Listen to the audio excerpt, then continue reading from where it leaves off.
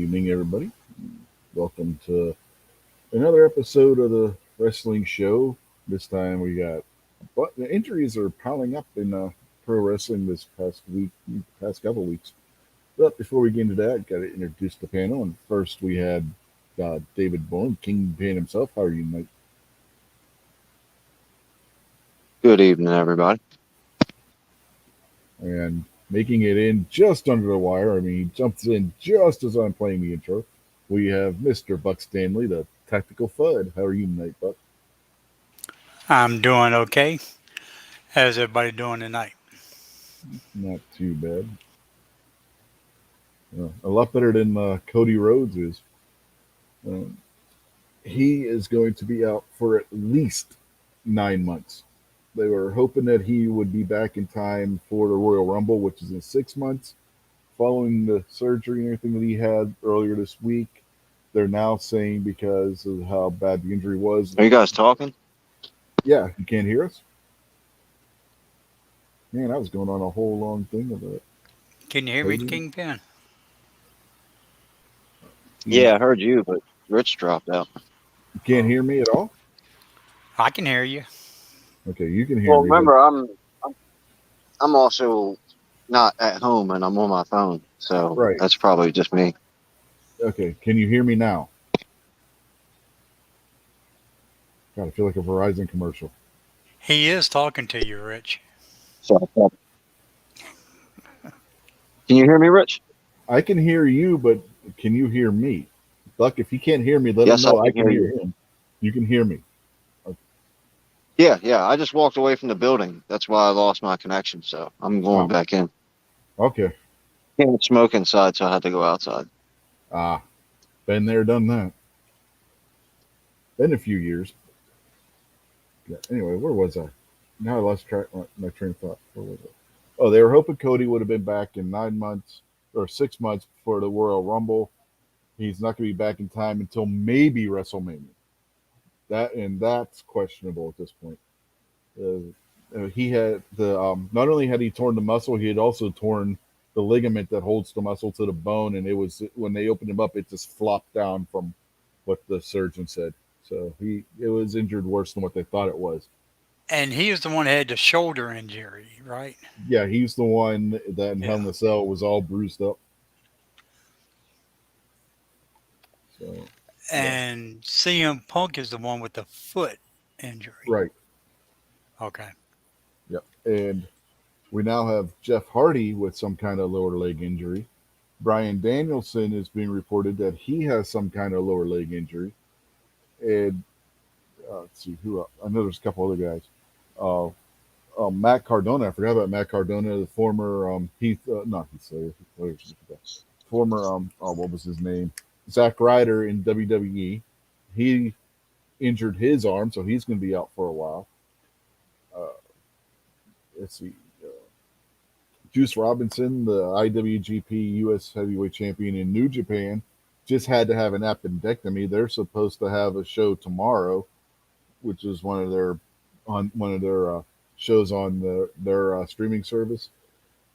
He's not going to be able to defend his belt tomorrow because he just had to have an appendectomy this week. They're hoping he'll be back in time for the big show between New Japan and AEW. It's just been a crazy couple of weeks. Oh, Rhino in Impact is also injured. He injured his leg. So another leg injury. So Is CM Punk's foot broken? yes, it's broken. He had to have it surgically repaired. All right. How did that happen? Was that like resident, like off duty, or was he in a match? No, that was in a match. He was wrestling. I forget who the hell was he was teaming with FTR. I'm trying to remember who it was against. Oh, Billy Gunn's kids and one of the guys from the Acclaimed. Punk went to do a move on the outside. He kicked the guardrail and broke his foot. Oh, dang! Mm-hmm. Was it live? Was it a televised match? Live. It was live on TV. Did they play it off well? Like, how did they end the match? Oh, he finished the match. Punk finished the match. Apparently, it got worse as the night progressed. I gotta say, for I'm not a fan of CM Punk's, but that guy's a trooper, man. He stepped into the UFC and took a couple beatings and knew he was going to get beat down and still did it. And then if he, broke his foot and then finished the match, tip of the hat to him, man. Yeah, I mean, he was limping around. It didn't look like he was hurt. You know what I mean? It looked like one of those wrestling injuries where you limp around for a little bit after you do something. Then when you get backstage, you walk normal. So that's what it looked like. And then on Friday, because that happened on Dynamite a couple of weeks ago. Then on that Friday on Rampage, they announced that he was going to be out and whatnot because he had broken his foot in that match. So the way he was acting and stuff, you wouldn't even know during the match that he had actually hurt himself. A broken foot takes a while to heal up too. Yeah, especially if you have to have it surgically repaired, which makes Yeah. the silliness of them doing the interim title even that much sillier. A broken foot, he could be out for a year with a broken foot, depending on how it heals, and especially with it having to have surgery. I know my mother-in-law, when she broke her ankle, she had to have surgery. She was walking around with a decent sized brace for over a year. Yeah, so was my ex-wife. We got Patriot in the Dark joining us. We got Bucks out there. Rich is out there. I'm out there. Jason Stewart's out there. He said he'll be here in about 20 minutes if he can. And then obviously we've got the staple of the show, Mr. Krabby Turtle's out there. I'm down the ocean. I'm down the ocean, hon. Kingpin's trying to crab. I cannot talk tonight. My brain is not working properly. The words I'm forming in my brain aren't making it to my mouth in the order I want them to. Right outside the condo we're staying in, we're on the beachfront, and then they got the dunes, and then the beach, and right on the dune, out in front of the patio that we're staying at, there's a fox that lives in the bushes right there. So you throw any of your own crab traps out there into the bay? That's what I was trying to say. No, I mean, I'm not against crabbing at all, for sure. I mean, but I got too much work to do to do anything actually fun. Oh hell, man! You just throw the traps out there and you let them sit all day. And then when you're done, get up before you go to work, throw the traps out. When you get it back to the hotel wherever you're staying, after you go and pull the traps in and take your catch and go boil up some crab. Yeah, and then you can PayPal me $10,000 when Ocean City sues the crap out of me for crabbing without a license. Come on, you're a little independent guy. You just get your fishing license. You'll be fine. $10 at Walmart. I don't even know how much fishing license costs in Maryland. Yep, years ago it was $5 and you could get it at Kmart or Walmart in like 30 seconds, but I don't know. Yeah, you just go to the sporting goods department. It's like an MPA. You just go to the sporting goods department and whatnot. Half the time, if you were fishing on one of the rivers and the cops caught you fishing and you didn't have your license, they didn't give a shit. They just asked you if you caught anything. They didn't say if you had your license. I was watching this show with my parents the other day. I'll just make up a state. We'll say Tennessee Fishing and Game. And they pulled up to this one boat and they had the wrong size fish, like two of them. Either they were too big or too small. I can't remember. And so the DNR took them away from the people, gave them a fine. The very next cut in the scene, which I guess in real life would have been like an hour later, pulled up on people and gave those people the fish. It's like you find the guy and took his fish away from him. They're already dead. And then you gave them to somebody else because here you go, fellas.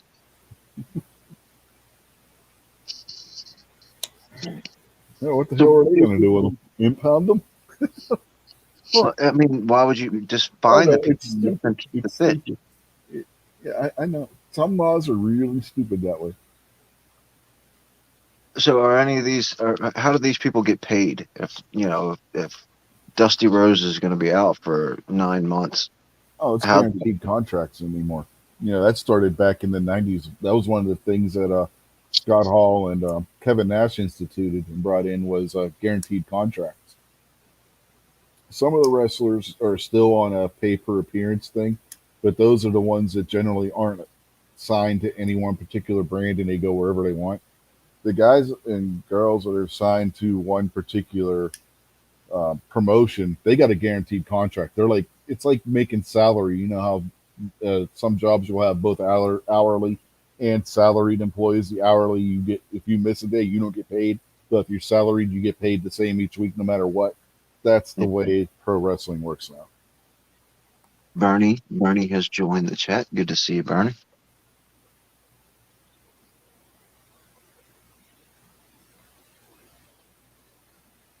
Yeah.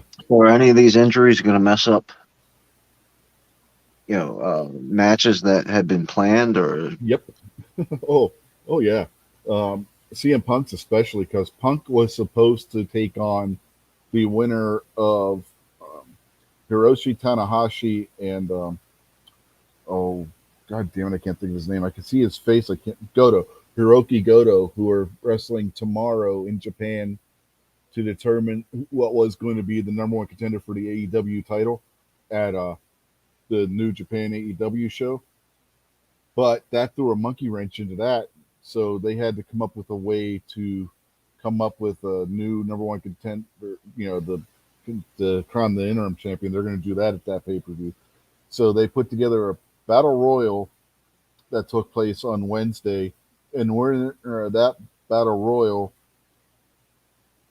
took on John Moxley in the main event on Dynamite on Wednesday, which Moxley won, and so now Moxley takes on whoever wins out of Tanahashi and Goto tomorrow at the New Japan AEW show to crown the interim World Heavyweight Champion for AEW. Now, did you follow all of that? close enough? Krabby knows what you're talking about. If we have any questions, we ask Krabby. Uh-huh. Yeah, but yeah, that CM Punk injury definitely threw a wrench into the monkey works. The Cody one, that's where WWE, I think, has the advantage in not planning as well as the other people do. They can quickly go to something else without having a bunch of build up and like, shit, what do we do now? So, has there been any reports that have come out after Dustin's last match? Like, did he say maybe I shouldn't have did that? Yeah, I hurt myself even worse, or No, he didn't hurt himself any worse. The reason why he was cleared is because the doctor said that there's no way he could have hurt himself any worse. Low battery. Low battery. Low battery. So okay, no butter, margarine only. no, low battery. The phone is telling me the battery is low. The landline, the cordless landline phone that my wife has to have for working wasn't on the charger. But, yeah, so yeah, there really was no way that he was going to hurt himself any worse. So I still think it was foolish to do it. I remember years ago, uh, my mom's brother tore his bicep. Now, to be fair, my mom's brother was a fat, dumpy nerd, and I guess he was moving something or carrying something and just stressed out his arm and ripped his bicep, and Mm-hmm. he was in bad shape for a long time. But so, I mean, as bad as Cody was, and I mean, he's a peak physical condition. Yeah, It's got to be tough. yeah. Well, a lot of people don't know this, but back in what was it '99 when the Broncos won their second world title, their second Super Bowl, John Elway played through the playoffs with a torn bicep because the reason why he was able to do and it was on his throwing arm. The reason why he was able to do it is because the throwing motion, the strength doesn't come from your bicep; it comes from your tricep. If you look on uh, old video and stuff, every time he would go over to the sideline, they were putting ice on his arm because of it.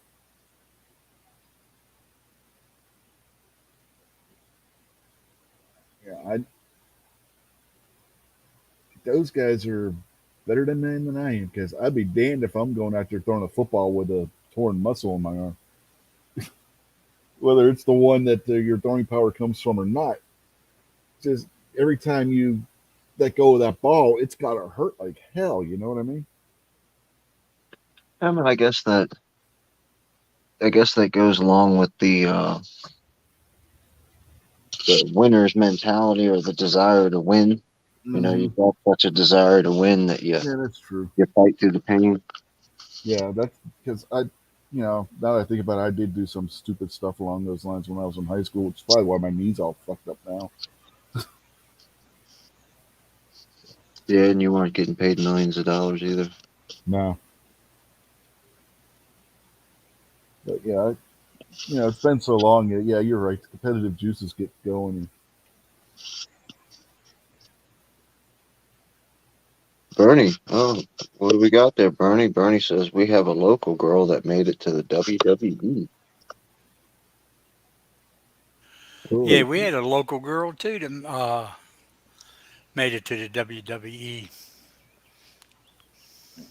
yeah. Yeah, there's a guy. You may have heard of him. His name was Bruno San Martino. He may live in Pittsburgh, and when he immigrated to the United States from Italy, may have made his home in Pittsburgh. So we had You're from we West had that guy. You're from West Virginia, Rich. Um, Yeah, the Stacy. girl's name was Mickey James. yeah, she's from Richmond. Yeah, a little town called Louisa, Montpelier, somewhere out that way. Hmm. Is Stacy out there? Or is it Bernie just saying that's the person's name? Or Krabby?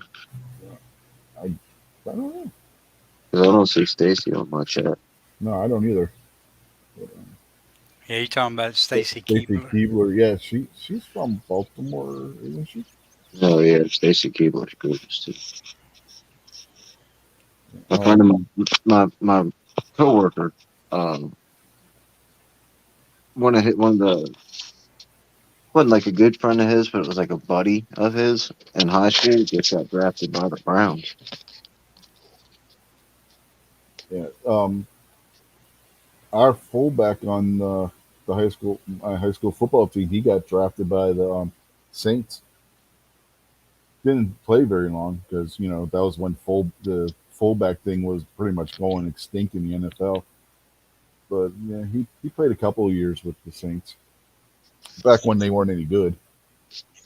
There's a newer school in Maryland called River Hill. It's in like the Howard County, Columbia area, and many years ago, they I can't remember who it was, but one of the Ravens. He ended up playing for the Ravens, like one of the wideouts for the Ravens.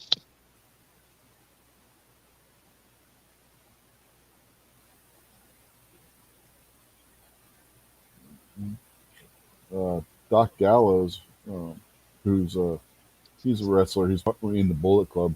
Used to be. You may know him as Festus from the WWE, but he's from Cumberland. Nice. Somebody told me years ago that uh, Undertaker was from Maryland. Undertaker's from Texas. Maybe it was somebody else, but I know that there was one of them big WWE stars that was from Maryland. Maybe I mean, it was so long ago and I didn't care. Bernie's got to step away for dinner. Uh, somebody, I can't think of who it was. Anyway, it doesn't matter. I Yeah, think Hacksaw Jim Duggins lives right here in Arkansas. that's possible. Matter of But fact, I think I live right around the corner from him. Kurt Angle, they always build him as being from Pittsburgh, but he's actually from outside of Pittsburgh. He's from like Bethel Park or Mount Lebanon area, which is suburban Pittsburgh. But they always said his hometown is Pittsburgh. Nominally, I guess he's from Allegheny County anyway. So I don't know. Does that count? No, Allegheny County sucks. Yeah, it's actually one of the better counties for life. So. Which Allegheny County are we talking? Maryland or Pennsylvania? Maryland. Yeah, because they don't even know how to spell Allegheny properly. Carroll County and West is pretty good in Maryland. No, Allegheny County is where Cumberland is. That's western. Yeah, that's what I was saying. West. Hey, is there a naval base in Maryland? Just the biggest one in the country. Yeah. Oh, maybe that. Annapolis. Like, Oh no, that's where the Naval Academy is. That's not the biggest naval base. Biggest naval base is down in Norfolk. well, no, that's what I meant No, was no. the school or whatever. Like, Yeah. if you go to the Navy and you want to be an officer, you're coming to whatchamacallit, Annapolis. Because I went somewhere. It was in Maryland. It was on a military base. I ended up getting drunk as hell. Yeah, it Well, could have that's been maybe Annapolis. Annapolis isn't just the academy. There is a naval base there as well, but it's just It not. is. Yeah, Yeah. they got a submarine base or something there. Then we've got Fort Detrick, which is where your zombie chemical apocalypse is going to come out of if we ever have one. Then you got Aberdeen Proving Ground as well, which is where they test all the like tanks and stuff. Yeah, you got Fort Meade, you got Andrews Air Force. I mean, there's a bunch of stuff around here.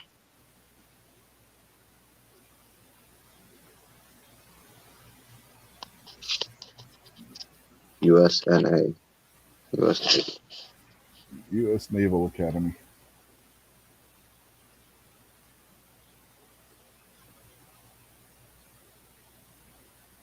So is there any of the women on the injured list? Not that I can think of off the top of my head. The last girl that I can remember getting injured was that Sasha Banks girl when Ric Flair dropped her on her knee, dropped her back across her knee, and she hurt herself. But I guess that was just like a temporary couple days off kind of thing. Yeah. Well, they also had the storyline with Charlotte where Becky Lynch had broken her arm, if you remember. But that was just to write her off TV because her and her fiance were getting married.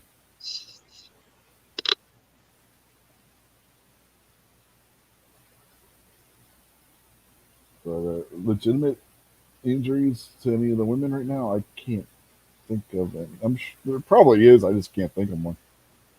Well, there's the one wrestler in Impact.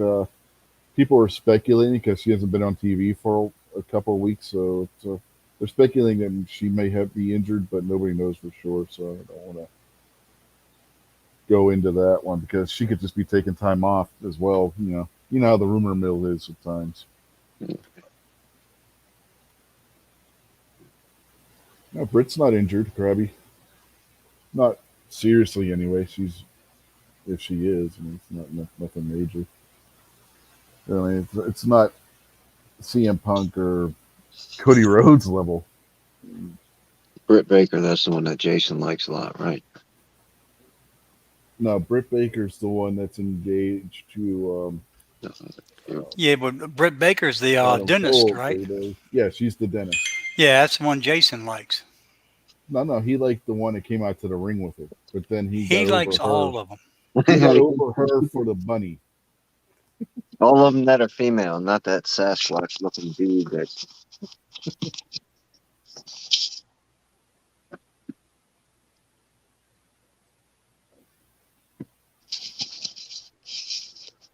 Yeah, but I don't think any of I can't think of one of the female wrestlers that has a serious injury right now in any of the promotions.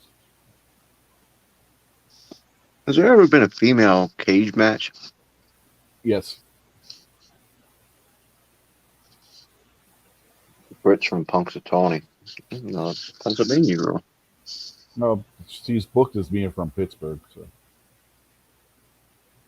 and she went to school. She went to school in Pittsburgh. I know that for a fact. And then she's a huge Steelers and Penguins fan. She always comes out to the whenever they're in Pittsburgh and some other places. Even she'll come out wearing a ring attire that has the black and gold theme to it with either the Steelers or Penguins logo on it. Especially when they're in the playoffs. Mm-hmm. She should be slapped for doing such stuff. Well, who do you expect her to root for? The Capitals? Come on, man. But yeah, she must root for a hockey team that's patriotic and good, and not commie and disgusting. They have a Russian for their captain, man. It's, come on. You and all your details and evidence and facts and stuff. You're getting in my way of some good slander. But that's the point. I gotta slander you back. It should be illegal to because since they're Washington Capitals, Joe Biden should make it illegal for people to talk bad about them. And next, you'll say the same thing about the Nationals and not the Redskins. Those bastards, all those bastards.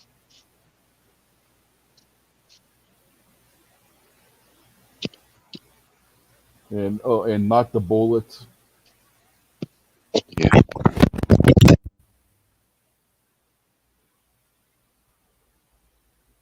You know, Washington's got a habit of changing team names, don't they? It's becoming apparent. Yeah. Somebody said something. Oh, we got to change the name. Well, I think the '90s kind of forced them to change it from the Bullets. Being the murder capital of the world for like 4 or 5 years in a row. That just made it all the more better. More gooder.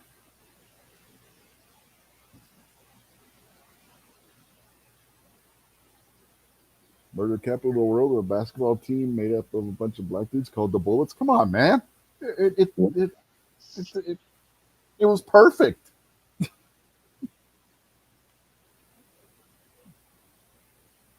And no, that's not racist, so don't go. it's statistical fact. It's sad statistical fact, but it's a statistical fact. 15% of the population commits over 50% of the homicides. I actually have to correct you on that because those numbers are far, far from accurate. The official numbers. Those are the official numbers. No, those are not the official numbers. Mm-hmm. The official numbers are 3% of the population are responsible for 85% of the crime. Because you got to figure homicide. Well, any crime at all, because you got to figure it's 18 to 35, and that's about 3% of the population. Because 45-year-old, 60-year-old, regular, decent American black people live their life like normal. It's only the gangbangers that live in Baltimore that are killing everybody.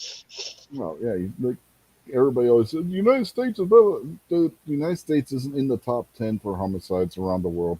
And if you take away Baltimore, New York, Chicago, and Los Angeles, it drops out of the top 80. I don't even think we make it into the top 100 at that point. Yeah. That's why I kind of quit talking about the gun, the whole gun control and all the politics around it, because even in our group of friends, when I start mentioning, well, just take guns away from young black men and we won't have any problems, then people are, oh my God, you've racist so much. Oh my God! Did you see the clip from Joy Behar on The View this week? Thinking to myself, when I heard that, I was thinking to myself, at the range that I go to is there's only half the people there are white. All the other ones are Asians and women and black guys. So yeah. I guess they didn't take into account all those black dudes that got way more guns than I do. Yeah. For those that don't know what we're talking about, Joy Behar it was going back and forth with this black conservative lady on the View this week, and they're arguing about gun control, and Joy Behar pretty much lost the argument, and her comeback at that point was, well, when blacks start owning guns, then they'll change the gun laws. And the black lady just gives her a look like, what the hell did you just say? The guy Brandon Tatum did a video about that, and I've heard it before, but he kind of just mentioned it real kind of in passing. But isn't that like one of the big things that the NRA is responsible for? Is Yeah, trying to help, minorities, quote unquote, keep their firearms and keep their rights.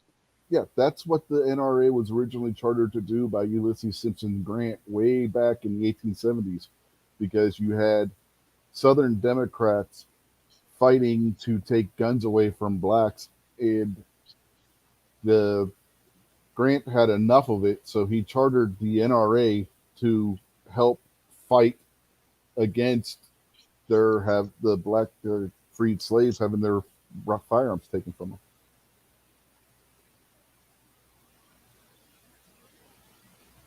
Boy, how times have changed. Yeah, now you got a bunch of fake conservatives, fake Republicans talking about, well, maybe it is time for gun control. Like I heard a clip of that Sean Hannity character talking about, well, maybe the Second Amendment isn't whatever Joe Biden said, permanent or official or whatever, unmovable, whatever he said. I was like, yeah, Sean Hannity, you're a scumbag. I knew that. Said Cali too with the GOA. Yeah, I think that's where GOA came in, was help trying to fight the gun laws that California was passing. I saw this meme, and you know how they got like the NPC memes where it's like the NPC character all spazzed out. Well, it's got a white dude with a gun, and it's got a black dude with a gun, and then the spaz out is going, wait till you see black men with guns. And then the white dude looks at the black guy and says, nice gun, you want to go shoot? And the black guy's like, yeah. And then at the bottom of the clip, you see a bunch of fire coming out of the guns, and the guys got big smiles on their faces.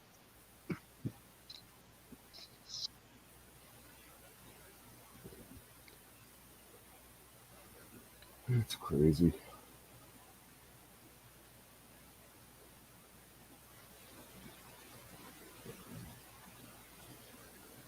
Have they put down the schedule for the next pay-per-view? Like, are all the matches set? Not sure what all the matches are yet. Had On Wednesday had Hangman Adam Page and Adam Cole going back and forth over who gets to challenge Okada. Okada being Kazuchika Okada, who is the IWGP World Heavyweight Champion. So that'll be interesting. Oh, because remember, originally Okada was we talked about this a couple of months ago. Originally was saying that he may not be at the show because he had a prior engagement. Now they pulled that on Wednesday, so it makes you wonder now if Okada was able to get out of that and if he'll actually be at the show. Which that would be big if he's there. I know you probably haven't ever seen him wrestle. He's one of the best wrestlers in the world. Yeah, I'm not familiar with that guy. I'm sure MKJO knows who it is. Krabby, excuse me.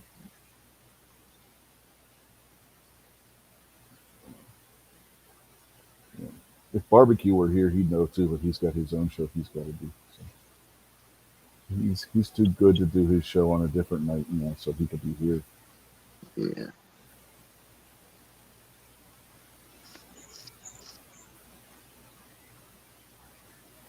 Yeah, I canceled my show just so I could be here with y'all. Yeah, you don't even do a show, but I did the same thing, Buck. Yeah. I was getting ready to start one. It was going to be today, but I said, no, Rich got his wrestling show. mm-hmm. Might as well hold Well, off. Maybe next week. But you could have done it at 6:00 Eastern because that G23 guy he couldn't do his show today. He was too good to do his show. Yeah, that's who we were missing. Mm-hmm. Yeah, he, G-Webs and I deemed that he just quit 2A. That's all. his excuse was he was going to visit a bunch of different gun shops. Oregon ain't got that many gun shops. Come on, man. He was probably going to dye his hair blue and go protest in front of all those places. Uh-huh.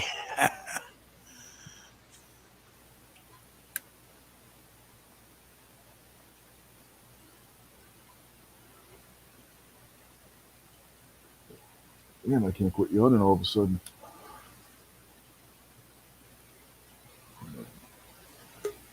Oh, here's Jason. Evening, Jason. Hey, what's going on, fellas? What's cracking, Jay? Yeah, just a minute. Let me get my screen share going and I'll show you.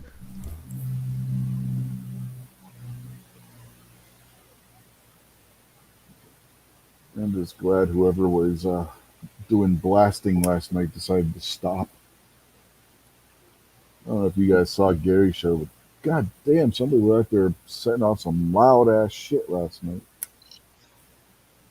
Oh, it was firecrackers. It wasn't like road crews blowing holes in mountains and stuff. No, but it sounded like it. I don't know what the hell they were setting off, but god damn was it loud. Oh, by the way, I don't have the StreamYard accessibility since I'm on my phone, so I can't like highlight chats and stuff tonight. Hey, can you see that? Look at that. Yeah. Jar your own castings. Yeah, I just got done casting. Was cleaning up when your show came on, man. 158 grain, 38 357, round flat noses right there. Is that powder coated or is those just leaded? No, that's just pure lead. I just got done a few minutes ago. I'm gonna powder coat them red tomorrow. Yeah, I think I'm gonna do some casting tomorrow myself. Try it out. No, you can't do it red, man, because then they'll think it's fake bullets. You got to do them in blue. Now, gonna do them in Ohio State red, and then I'm gonna send a couple off to JH 586, and gonna see if the Georgia Bulldog red that he has is the exact same color as Ohio State red or not. Yeah, I've seen a couple videos. You sent out a bunch of people, man. That's cool. I'm gonna have to get some of that Arkansas Razorback red. They have it. Yeah, I'm sure they do. Yeah, that Columbia coatings. Uh-huh. They have the colors of every sports team you could think of: football, baseball, hockey, basketball, anything you can think of, pros, college, whatever, and like if your team's got like 2 or 3 different colors, you know what I mean? They got them all. You know what I mean? Like Ohio State, they got like red and silver, and they just got all the team's colors. But I am curious to see if there's any difference, or they're just calling them a different color. See, that's what you need to do. You need to two-tone the powder coat, do half of it in red and the other half silver. You know, somebody was talking about that the other day, and you can't really go half and half.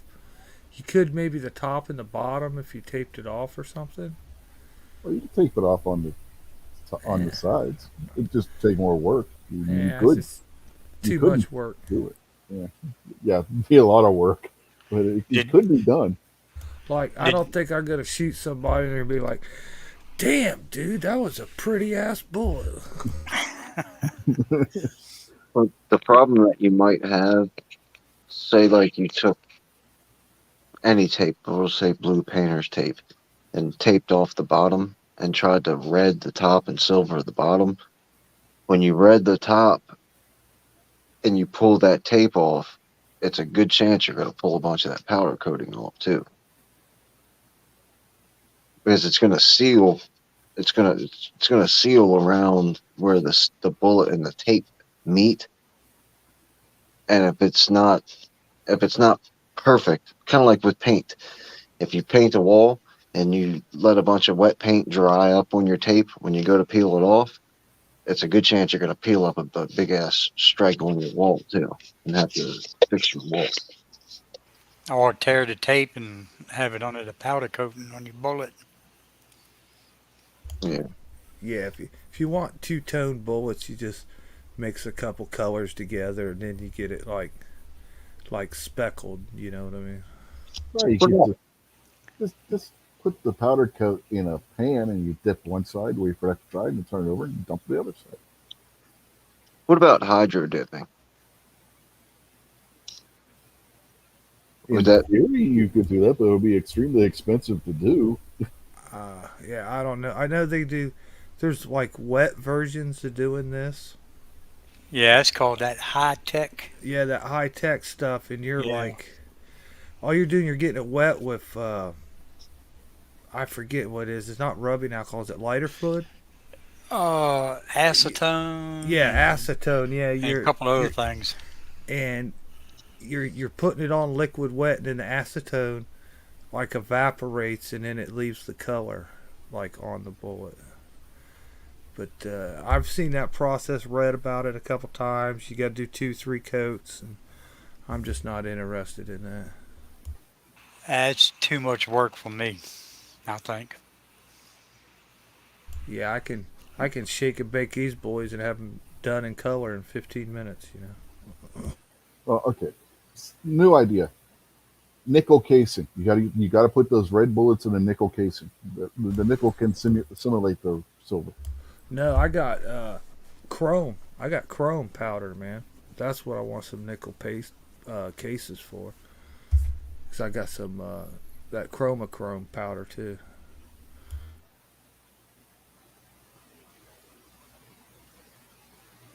Chrome bullets so they can be blinded by the light as the bullets coming towards them. you know what color chrome is?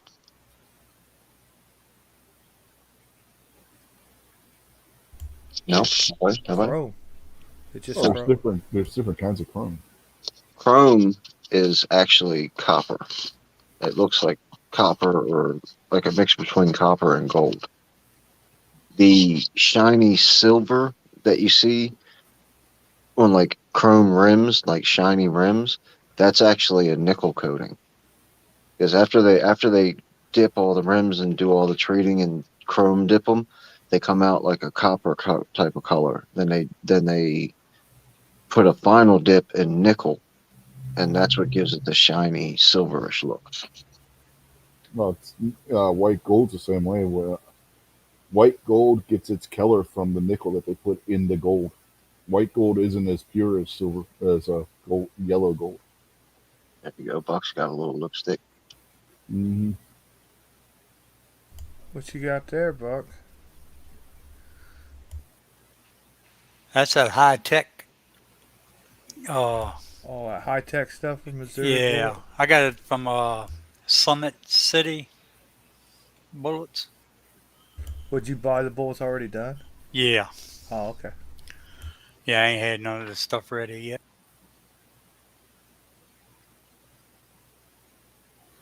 There's Yeah, bullets that. I Go buy ahead. bullets and lead from Missouri Bullet Company, but I haven't tried that high tech coating yet. Scotsman sent me a bunch of his 9mm cast bullets, and I called it like the ruby slipper red. It's a beautiful looking color, man. I think Probably probably I got some of Eastwood that Mirror red. Red. I got that red from Acme Bullets. That color red. I think they call that Wile E. Coyote blood red.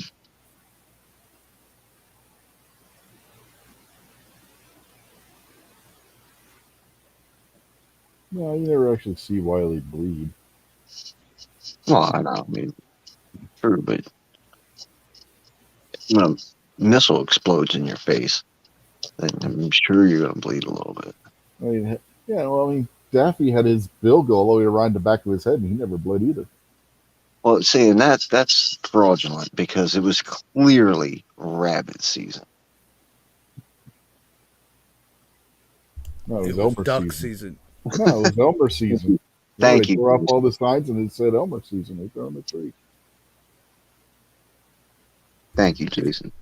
It was duck season. Duck season, rabbit season, duck season, rabbit season, duck season. Pull up the next one, Elmer season. And they give him that sly look, and Elmer's like, "Uh oh, I'm out of here." Uh-oh, Fiend Dog. Fiend Dog needs our help. He says, shoot me now, shoot me now. You wanna shoot him now or wait till you get home? Shoot me now, shoot me now. Oh no, I fell for that once. He's gonna wait till he gets home. They walk down the road and you hear, and then he comes walking back. You're despicable. How many lumps you want? Give me a whole lot of lumps. That was one of my favorites.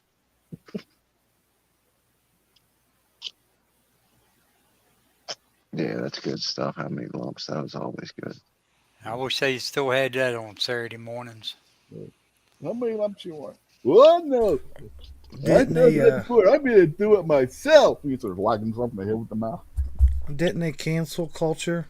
Warner Brothers. Only the guns. They did something more somewhere along the lines when they started computer generating all the cartoon characters. Animation turned to crap. But I don't know. I can't. What is it? Tunes. What is the show on Saturday called? When Meet Lo- TV. Looney Tunes. No, there's a guy who hosts a show that's, and he Oh. claims that he's watching old school Looney Tunes cartoons, and he's not. He's watching new school Looney Tunes cartoons, and it's a total. Originally, he was showing the old stuff. When did he start showing the new stuff? Every time I've checked in there, it's not been old stuff like our old stuff. It might have been like current 30-year-olds old stuff, but it ain't none of our old stuff. Huh. Yeah, back when they first put that on MeTV, yeah, he was showing the old stuff. He was showing like old Bugs Bunny cartoons and stuff. Yeah, that's I what. haven't watched it in a while, so I don't know. And it could be. I could have just tuned in on a day he was doing something different too.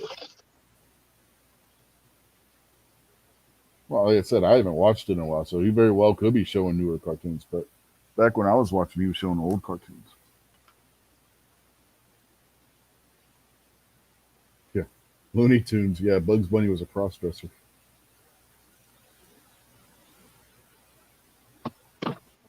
Yeah, we've talked about that before.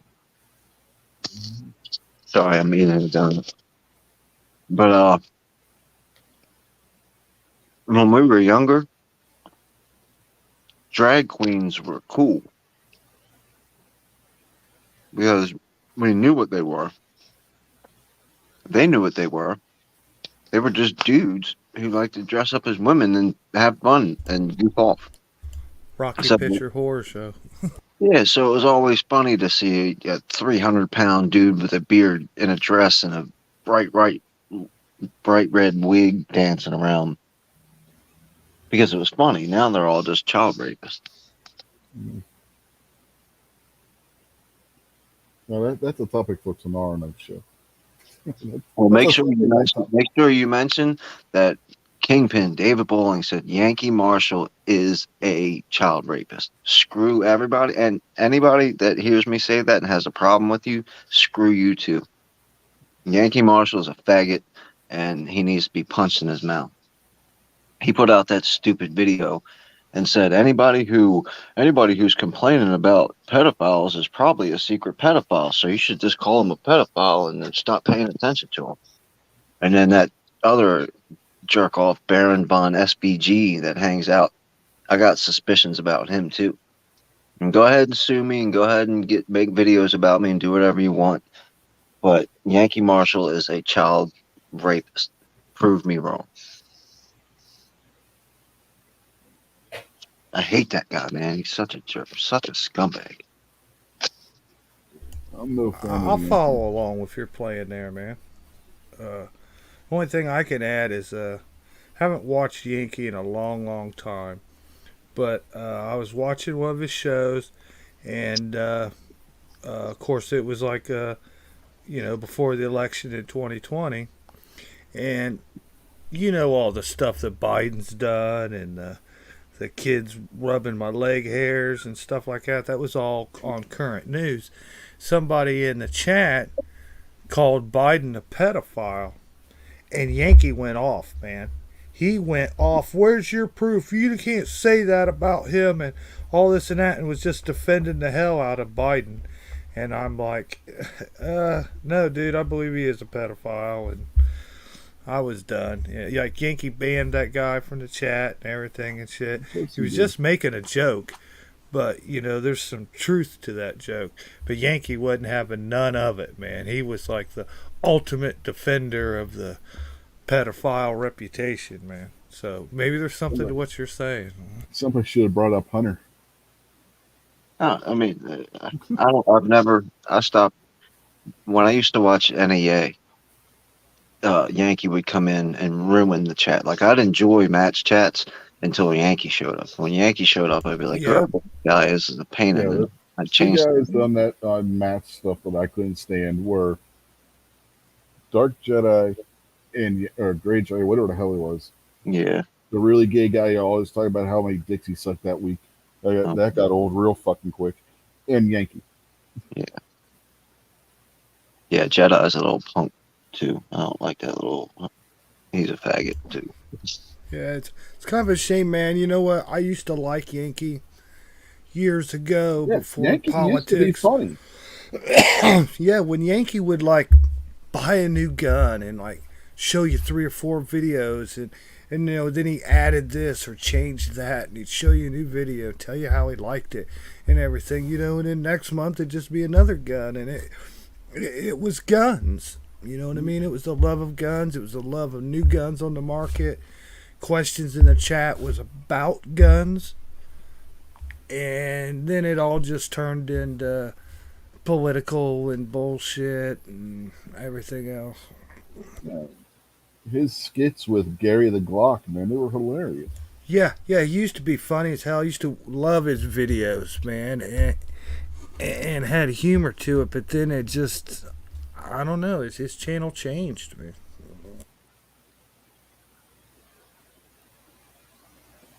Yeah, I guess you could say the true Yankee Marshal came out eventually.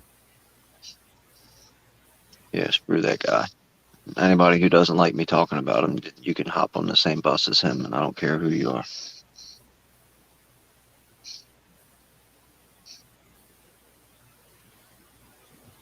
Anyway. That's me. That's Well, my way. That's my way of saying I'm gonna start doing some of these live shows again and start doing some of these conversations again soon, maybe. And I'm gonna start being real rude to scumbags. So if you guys, not you guys that I'm talking to, but if people out there want to get be on the scumbag list, be prepared because I'm gonna call you out directly. Yeah. Well, going back to Fiend Dog's thing about cross dressers, you know who else was a cross dresser? Anybody? Milton Berle. Yeah, but that was done to be funny. Muhammad. Yeah. Well, Yeah, Muhammad. Yeah, I mean, there's hadith where Muhammad said that he wore his child bride's clothes because he was able to get better profiteering stuff from Allah. Krabby says, I'm with King. You go through phases watching gun stuff. Sooner or later, you see folks for who they really are. Which is, once again, since we're talking about gun channels, I'll give a salute, high-ranking salute to Rob D, New York Outcast. He proved to me that he is a good man, privately. Guns and Barbecue has just recently proved to me we might not agree on a lot of things politically and socially, but if you say who's got a good heart, who's going to be honest to the best of their ability, I'll give a big thumbs up to Guns and Barbecue too. I got to talk to him about some stuff privately, and he really, really made me happy with some of the stuff that he was telling me, man. Like, That's what grown men do, and I appreciate him for doing that. Barbecue and I have had some chats and after chats after everybody had left before. So yeah, barbecue's a good guy. Yeah.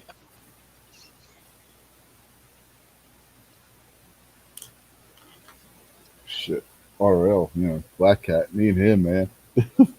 we we after chats, there'd be just the two of us, and we'd be talking through his entire work shift, just bullshitting about nothing. Yeah, Black Cat's a good man. He I said it in one of my, what was it, Ruger Days video or something like that. No, it was the CZ Days. Uh, I was at like 28 subscribers, and he gave me my first shout out.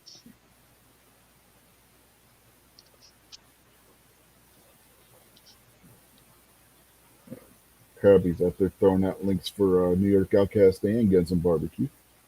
Yeah, highly recommend both those guys. Good stuff. Never heard of him. Well, I've seen their names on a bathroom stall, so I figured I'd just repeat it. Did you get their phone number too? Was it eight? Of course. I mean, you just let me walk by a number on a bathroom stall and not write it down? 8675309, right? Yeah, I absolutely love Rob too, man. It's actually the only black guy I know. Rob and I making jokes in DC when I was giving him the $100 that was sent to me to give to him so he can make the trip. All acting like we're like not trying. We're visibly trying to make it look like we weren't doing a drug deal because DC handing money back and forth like that. You know what goes on in DC. Wait, man, are you profiling now? No, we were making a joke of it. Oh, you're making a joke about profiling. Okay. Yeah. Profiling's wrong, Rich. It's just wrong. Well, when you got, even if it's based in theory, it's You still know. wrong.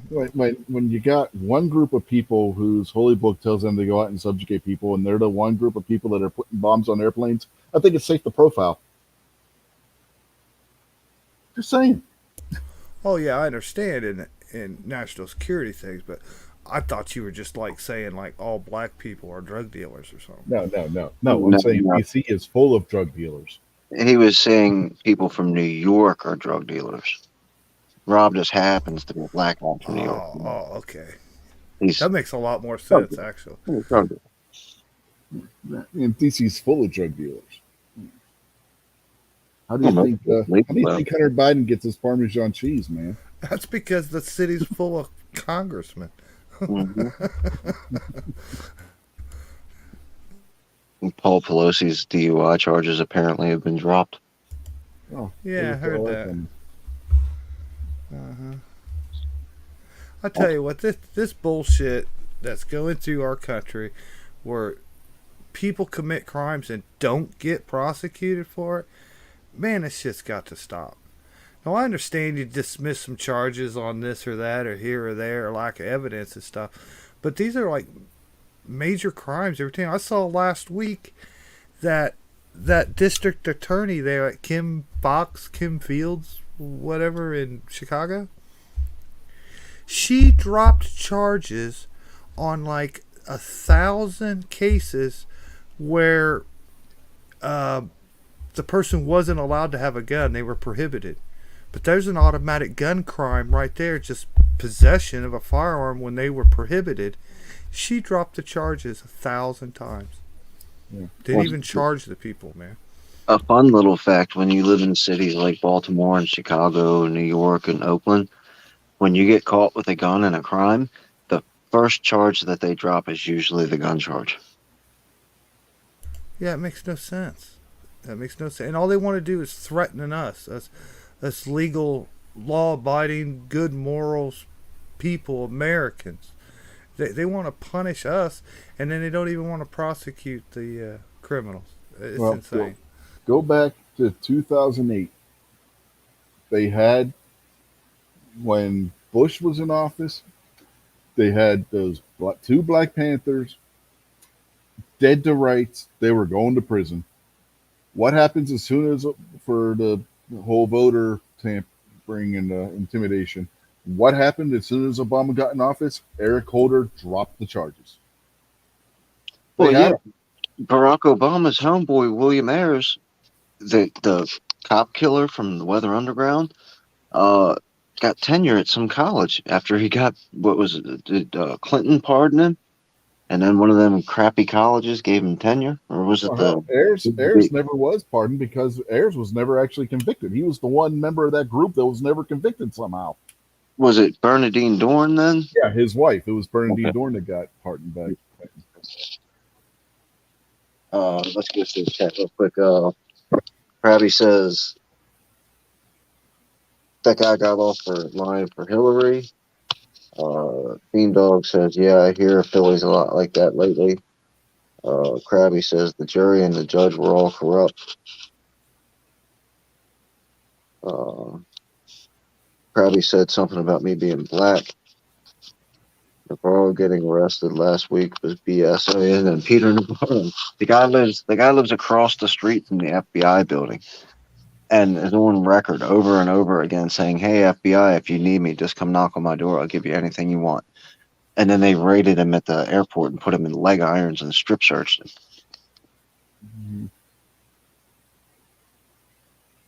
And he still ain't gonna talk because he's got the executive privilege.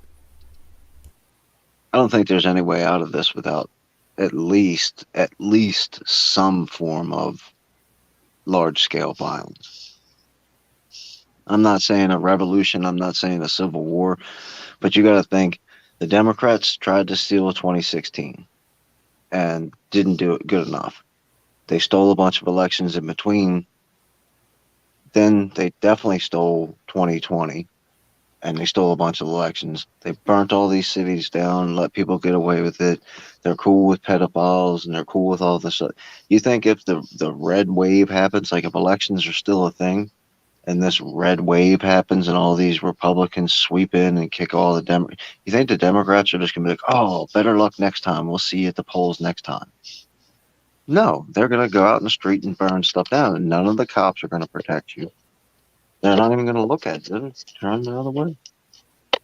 You know, they gotta reel in these people outside the judges' houses too. And look what happened the other day with that nut job. But then he turned himself in, so I don't understand that. That's like a cry for help, something, or it's set up or something. I don't know. But you gotta get these people away from these judges' house. And the judges now have to move and go someplace else where you don't know where they're at or something. Because you just can't have that. There's more decisions on the way, more stuff coming out. They just can't have that, or that's gonna go bad.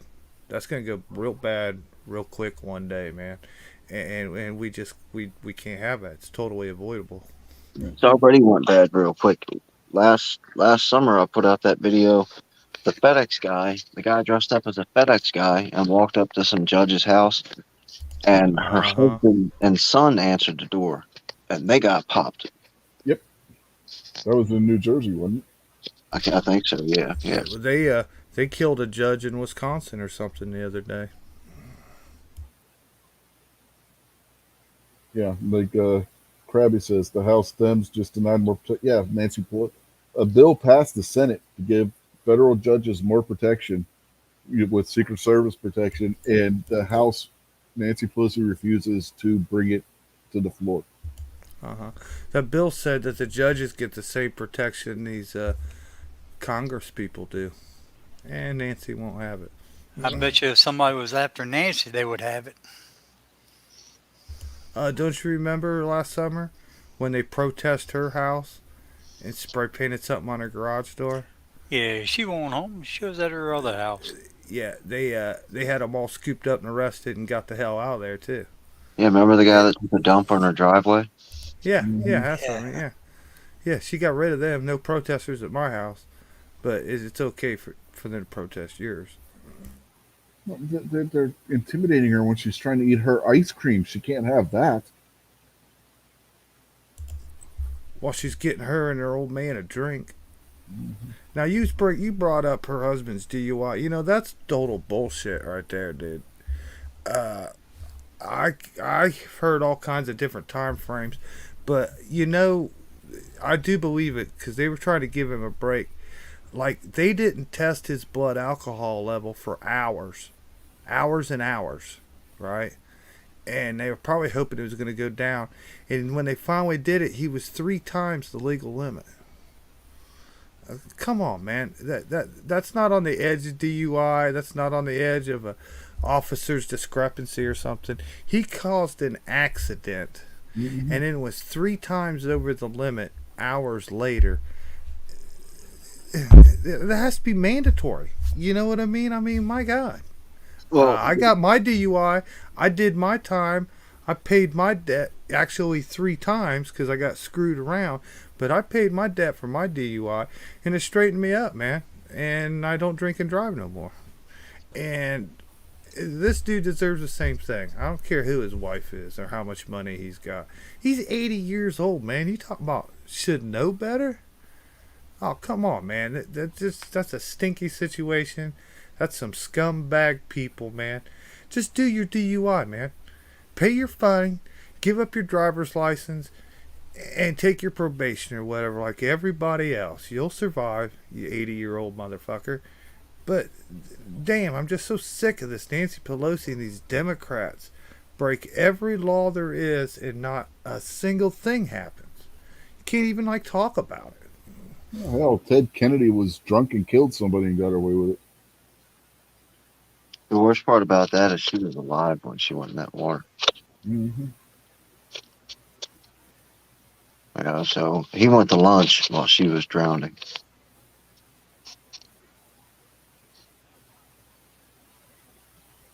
The thing with the I don't condone people drinking and driving. I actually despise it quite a bit. But you can always refuse the breathalyzer on scene, and then when they take you downtown, you can't refuse. If you do, then they'll strap you in a chair and take a blood sample from you. But that gives you an hour or 2 hours, however long it takes you to get from the scene processed and then down to where they're going to test you. So a lot of people who drink and drive use that, to lower their blood alcohol level when they get popped for drinking and driving. Because if you blow on scene, you still have to blow when you get to the station.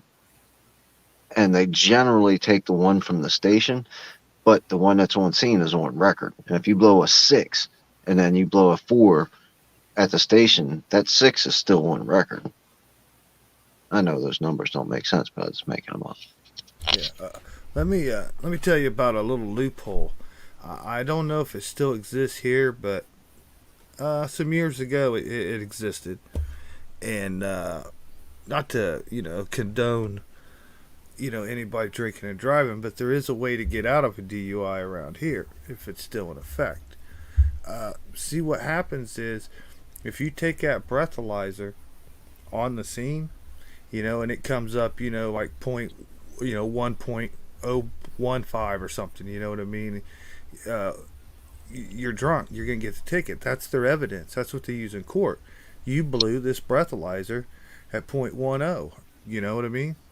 If you try to stall it out, don't do the breathalyzer and try to wait, they'll call the judge and they'll get you to the hospital and they'll take blood where you can't fake it. Like you were saying, you know what I mean, over hours or whatever. They'll order that. But if you totally refuse the breathalyzer at the station and everything, it's your driver's license automatic for 1 year. Just for refusing. It's your driver's license 1 year. Because that's all they can do. Once that point happens and you refuse that test, they don't have those results. So they can't charge you with DUI. But you'll lose your license anyways. So I actually know a person that got pulled over for DUI and he refused the breathalyzer. He refused to do field sobriety test in front of their camera and everything. Said they were scaring him and making him nervous, but he doesn't have any problems with doing the breathalyzer. So, okay, they take him up to the station and he wouldn't blow hard enough. He couldn't blow, right? If you don't blow long enough in that tube, they'll say, well, we'll mark that as a refusal. Well, that's what he did. He wouldn't blow to make the machine work when he was up there. So all they could do was charge him with refusal. So he goes to court, he gets everything sentenced on him and everything, and no driver's license. Well, they don't have any evidence that says you were drunk. They have none, right? All they have is a refusal. So in like 15 days, his lawyer petitioned the court for his driver's license back because you don't have any evidence on him, and they gave his driver's license back. So for being an actual DUI and he's guilty, only thing that happened to him was he lost his license for 15 days, and he does not have a DUI or anything on his record. That was a little loophole that I wish I'd have known about at the time, but I paid my debt. So My friend owes me $50,000. He got a DWI or whatever they're called when he was 19, and then he got another one when he was like 20. And he's 38 now and hasn't drank a drop since then. But I bet him, I was busting his balls, and I bet him. He was like, I bet you'll get one. I bet you'll get one. I was like, whatever, man. I'll bet you $1 million. He was like, you ain't got $1 million. I was like, all right, well, bet me 50 grand. He was like, all right, I'll bet you 50 grand in the next 10 years. And this has been like 20 years ago. So, like, every couple of days I go up to him and was like, you got my money, man? You got my money? man, I got slammed so hard on my DUI, and I'm grateful to it too. I am grateful for it. All the trouble I've had in my past in this town, and the judges and the cops slammed me real good. I'm glad they did, man. They put me on the right path. I'm glad they did. But my DUI, I got slammed so hard on it. Only DUI I ever had, first DUI and everything. You're losing your license 6 months. Just flat off out the bat. That's what you're getting. And he fined me like $500 or something. So it took my license 6 months, fined me $500. But you got to go to what we call the DUI hotel here, right? That's where you go to this hotel for like 2-3 days, and it's just a bunch of counseling bullshit is really all it is. But anyways, you got to get that accomplished. Well, there were so many DUI people, they couldn't get me into the hotel. They couldn't get me scheduled in. So my 6 months came where I could get my license back, but I can't get my license back because I can't get into the DUI class, right? And this was like in July. I got into the DUI class in like December, like almost another 6 months later before I could finally get into the class. Go into the class, do their bullshit for the weekend. I swear to God, this is how it goes down. If you're in this DUI class and you have a job or you have health insurance, you're now scheduled counseling. If you're in this DUI class and you're a lifelong drunk, you're unemployed and you don't have any money, you get to go home. Everybody else gets issued counseling. So I was like, oh, I can't believe this shit. So I go to the counseling. It's $88 a week, and you'll have cash right now. If you show up with $87, they'll call the judge on you, right? So he issued me like 6 times a go into this. I went 4 times, and then I was at work one day, and I'd worked for this company for like 11 years. Everything was great. They came out, handed us all pink slips an hour early, hit the power button, factory's completely closed, you're out of a job. See you later. That's it. No warning, no nothing. Right? So I'm like, what the fuck? Now I don't have the $88 to go to my next meeting. So I call them. I try to work something out. They won't work nothing out. Nothing out at all. Right? We'll have to explain it to the judge. So that's what happens. I go before the judge and I tell him, hey, you gave me 6 of them. I went 4 times on this date here. I lost my job out of the blue, out of nowhere. And I called them and tried to make a payment plan, tried to come up with something just for my last 2 appointments. And they couldn't help me. And the judge looked at me and he says, I understand perfectly. 10 days in jail and $1,000 fine. Next. Apparently, he didn't catch the part where I didn't have $88. I sure in the hell don't have another 1,000. But that's how hard they slammed me for my DUI. And I was only a block away from my home. Yeah, them Virginia, they garnish my wages to get their money. Get that fine that I owed them. Yeah, but it went to hell. I mean, I went over a year without any driver's license just to get everything accomplished and paid off before I get them back. But it did straighten me up, though. It surely straightened me up. But damn, I was just sucky when I'd been through all the hell already, and I go up there and tell the judge I don't have $88, and my unemployment check haven't even got the first one yet, and I'm just looking for a payment plan or something. I'm willing to do it. And he said, I understand perfectly. And I thought, cool, he understands. And then he said $1,000 fine and 10 days in jail. I about shit. What the hell? And then here's the kicker. This same judge that did this to me, guess what happened to him? He got a DUI. And he lost his license. And for a year, I seen him walking to work and walking home. You know how many times I drove by him and just it took every strength I had to keep the steering wheel straight and not swerve it over, man. I mean, 100 times I seen him walking on the street. Seen him jaywalk right in front of me. I was like, oh, man. So he's lucky I'm a nice guy. Should have pulled over and asked him if he wanted a ride. If he would have said yes, I said, well, I understand everything, but fuck you. He came to my house one time, knocked on the door, and wanted to know if he could put one of his campaign signs out in my front yard that he had my address that I'd let him previously. I was like, sure, go ahead. And he looked at me and goes, man, you look familiar.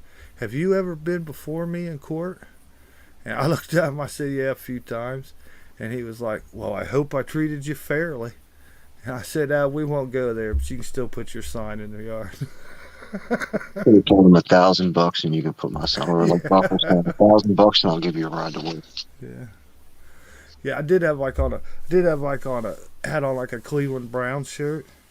And he said, I'm a Cleveland Browns fan, if that helps any.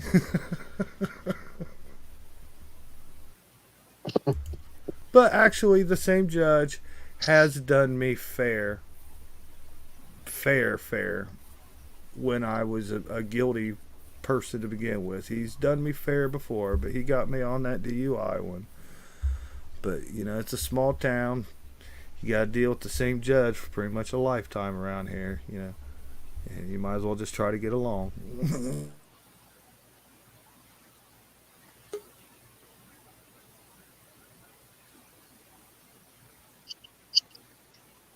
Keep hitting the wrong stupid button. Yeah, that seems to be a common thing on phones because of how small the buttons are. No, it's my buttons are fine. I'm just not used to using the phone. So I'm looking at the chat right now, and when I go back to click over to like the StreamYard picture, I keep hitting the exit button instead of the X out the comments button.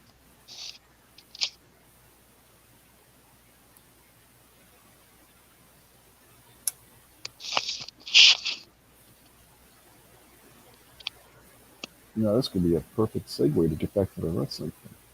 Because I don't know if you guys know who Paige is, the one former woman wrestler who got injured and was in WWE and said she couldn't wrestle anymore, and then she got into all kinds of like substance abuse problems with her then boyfriend Alberto Del Rio, who now is Alberto El Patron in another federation. Yeah, she is leaving WWE, and so yeah, that came out. I think it was today that the announcement was made. He's not talking about Paige Van Sant. No, not Paige Van Sant. It's the No, British. that was just her name. Yeah. It was just Paige. She didn't have a last name or right, just Paige. character or nothing. Right. Her gimmick was like she was like a goth girl kind of thing.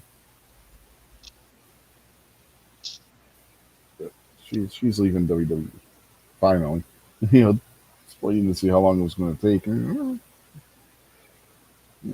I watched one of them videos the other day where Tony Schiavone calls a old time match. Mm-hmm. Do you know what those are? Mm-hmm. Yeah, on That's him, what him happened and when. yeah, what happened when him and another guy.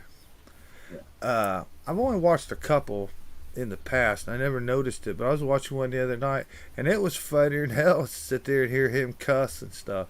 Mm-hmm. Because you don't cuss when he's on national TV and shit. But that was just so funny, man.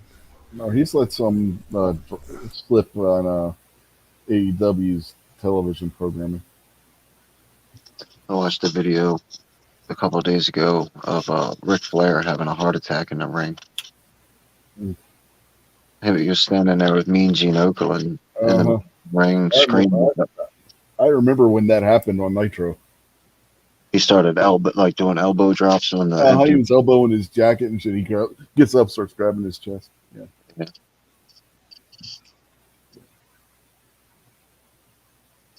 Dude, that would be like really fucking scary, man. Well, it was just an act. I mean, it wasn't like Jerry Lawler when he legitimately had a heart attack on Raw. I thought Flair really had a heart attack. No, no, no. It was part of Oh, okay, okay. I thought he like really did. So. No, Yeah, no. I thought he really did until just now. Yeah, it was no.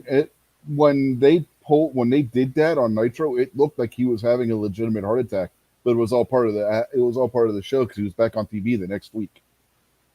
You have a heart attack, you're not going back on TV the next week.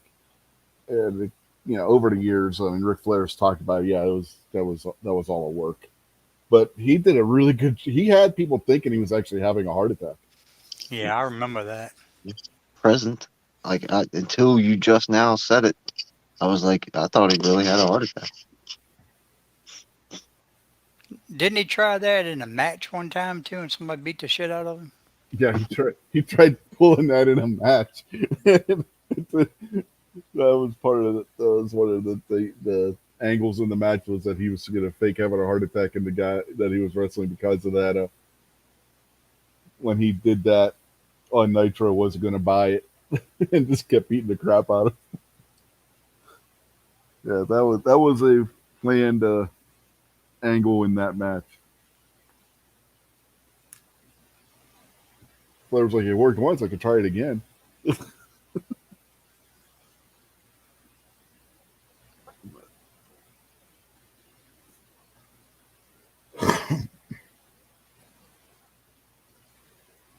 And ironically, Flair has had heart trouble recently.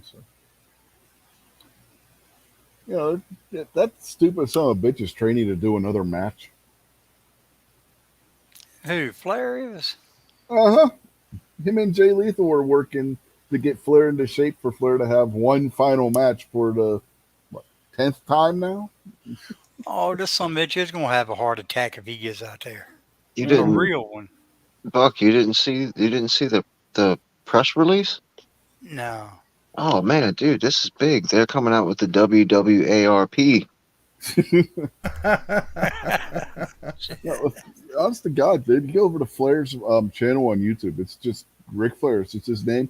He has videos of Jay Lethal training him to get back in the ring. It's like, dude, you're 70-some years old.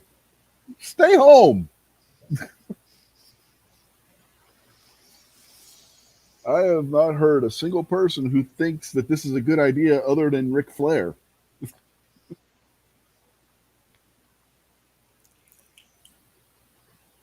Shit, time he gets into shape, that motherfucker be too goddamn old then. It would be one thing if he's like that one dude over in Japan who wrestles constantly and he's like in his 70s. Actually, you think that guy's in his 80s now. That's one thing. But to be out of wrestling for like 15 years and then all of a sudden at 70 something decide you're going to come back and have. No, man. No. It doesn't work that way. You ain't in that kind of shape anymore. It's just like them NASCAR drivers who quit and then come back and they have a hell of a wreck.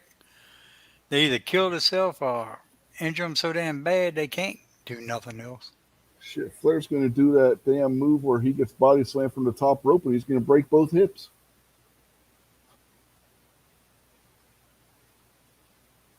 Yeah, man. At a certain age, you gotta stop. Plus, when you've been out of it for so long, Well, the you better lesson, get $1 million for that match, because it might be the last one you walk into. the lesson is do better with your money, people. No, Flair's not doing this one because of money. He's doing this one just because he wants to. Yeah.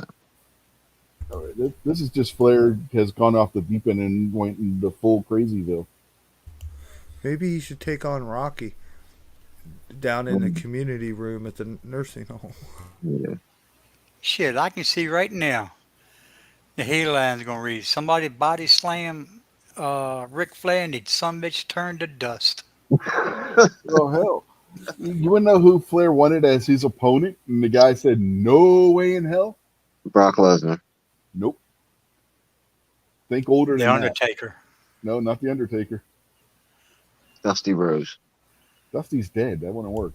Hulk Is Hogan. Dusty old? Is he old? No, he's dead. Who- DEAD. Is he old? Dusty Right. Rhodes is quite dead. He's not aging anymore. I guess that's a technicality, so I'll give you that one. Dusty Uh, Rhodes is in his 70s. Let's see here. I guess he wants Sting one more time. Nope, not Sting. Durbin, whatever the fuck his name is. No, not Darwin? Darby Allin. No. Oh. You He were, on wants the, to you were wrestle- on the right track with Sting. He wants to wrestle that dude that you keep swearing is a chick, but me and Jason know better. No, not him or her or whichever you want to call her. The truth With comes her. out. No, that was a joke. Fuck. Uh, The Freak. let's see here.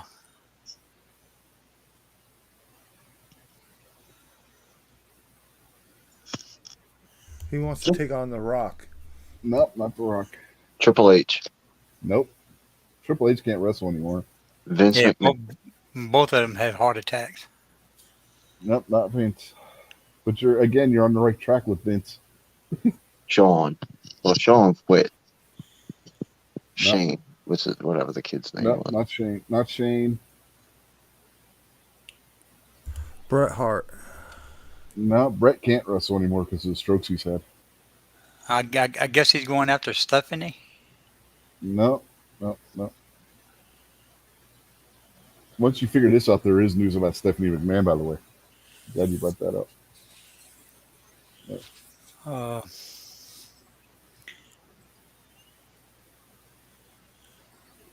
who am I forgetting about? Come on, brother. The I said Macho Man. Hogan. I said Hogan. Hogan like 5 Hogan. minutes ago. Did you? I didn't hear you say Yeah. Hogan. Oh. Yeah, he wanted Hogan, and Hogan was like, hell no. Hogan's like, I'm not in no shape to get in the ring. You goddamn mind. Yeah. Not only Shit, did, Hogan can't even hardly walk no more, can he? no. Hey man, you remember Cripple Fight in South Park?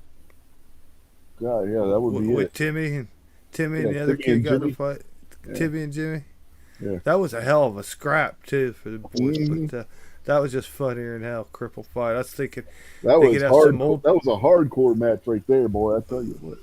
yeah, that was a brawl. But they could have like a modern day one, and like Flair and Hogan could both like take a walker up to the ring and shit. It could be like a walker fight. A bull rope match with walkers. Yeah, what you do is you have like an old Nurse Ratchet standing in the ring with a little paper cup with the meds in it, and then another little paper cup with water, and then a little paper cup with the Jello as a treat, and then have them all fighting over who gets the meds and who gets the Jello. But the more serious news, because since Buck brought up Stephanie McMahon, remember a couple weeks ago when she was supposed to just be taking some time off? Well, apparently she's been pushed out of her position in WWE and it's been given to somebody else. So not only is Shane out, but apparently so is Stephanie. I'm telling you, Vince is getting ready to sell. Mm-hmm. Yeah, it's Yeah. starting to look more and more that way.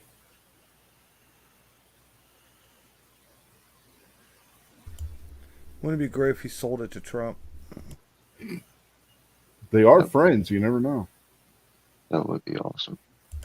MAGA Wrestling Network, man. MAGA. The problem is, would any network carry it if Trump owned? Oh, he'll make his own network. Well, you mean like he did a social media network that like nobody's on? Yeah, it's. I don't know if it'll be a good idea for Trump to buy it. Honestly, I mean, it'll be interesting to see what the hell would happen, but yeah, from a business standpoint, I don't know how well that would go over. Well, whoever's going to buy is going to ruin it. Give it to Eric or Don Jr. Give it to Barron. Barron Trump could run the WWE. Well, I'm not saying that would be a bad idea for because Trump doesn't know wrestling. Trump knows wrestling. Trump's a lifelong wrestling fan. He said it multiple times. That's how him and Vince got to be friends, was because Trump would go to the shows and he got to meet Vince by going to the various shows at Madison Square Garden when they were running the Garden all the time. The problem with Barron Trump taking over is he can't walk inside the stadium. He's too tall. Haven't seen him lately. No, I haven't seen him in a while. Imagine a 12-year-old that's 7 feet tall. Holy hell! Oh well, hell, he's The hell hell, steroids are they he's feeding got that to be kid? he's got to be a late teenager by now, right? Almost. Oh yeah. I would imagine he's probably close to 18 or Yeah, so. he was 10 when Trump was inaugurated, so he's got to be in his mid-teens. Oh, see, I thought he was. I thought he was already like 13 or 14. No, he was only 10 when Trump got inaugurated. He was a big kid for 10. Yeah, they put him on the board stretcher, and he's a good 6 feet tall now. Imagine that boy. What a life ahead of him. His father is the billionaire Donald Trump, the president Donald Trump, who's like 70 some, and he's just a kid. So, you know what I mean? He's not going to have the lifetime with his father like everybody else gets. But he's in one of the best families, prominent families in America. His mom's just flat gorgeous. He's rich. I would assume, hopefully, he's smart. You know what I mean? What a future he could have. He could be president one day. You never know. I hope he don't turn out to be a crackhead like Hunter. But man, you know, if I could trade spots with somebody, I'd trade with Barron Trump. Yeah, that kid's brothers are old enough to be his dad. That's kind of messed up. Yeah. See, he's in a weird thing there. You know what I mean? You know, not wishing anything bad on anybody, but he's going to get shafted out of life of being around And his father. You know, just and by and won't math. he have social serve? I mean, the people protecting him too. Not No. after so many years. No. Yeah, the last person to get lifetime um, Secret Service protection was Clinton. They changed it after Clinton was president. They only get it for so many years now. Oh, I'm sure he would if they had like some kind of credible threat or something. But Yeah, but the good thing about being Barron Trump is you don't have to have those Mm-hmm. loser government yeah, officials. you're You not can have an relying on them. Yeah. actual professional. Well, the Secret Service presidential protection detail is extremely professional. They're not your typical Secret Service guys. Because a lot of Yeah, people don't realize the Secret Service is actually a law enforcement division of the Treasury Department. They're the ones that actually investigate when people were brought up on tax fraud and stuff, and then it's turned over to the FBI from them well, they and the started Justice by Department. going after counterfeiters. Yeah, counterfeiters, drug, drugs, and alcohol violations because But because they weren't paying taxes. You realize that, right? That's the whole reason why you had the Treasury Department and the Treasury agents being the ones back in the 20s going after the bootleggers was because the bootleggers weren't paying taxes on their illegal gotten alcohol that was a violation of the what was it 18th Amendment. So, that's that's why the Treasury Department were the ones going after them, not because they were breaking the law by importing the stuff under that constitutional amendment. They were going after them for the tax evasion for not paying the taxes on it, which were still on the books. I can tell you, if your last name is Trump or you're related to a Trump, you better not trust any government official. I don't care if they're Secret Service or not.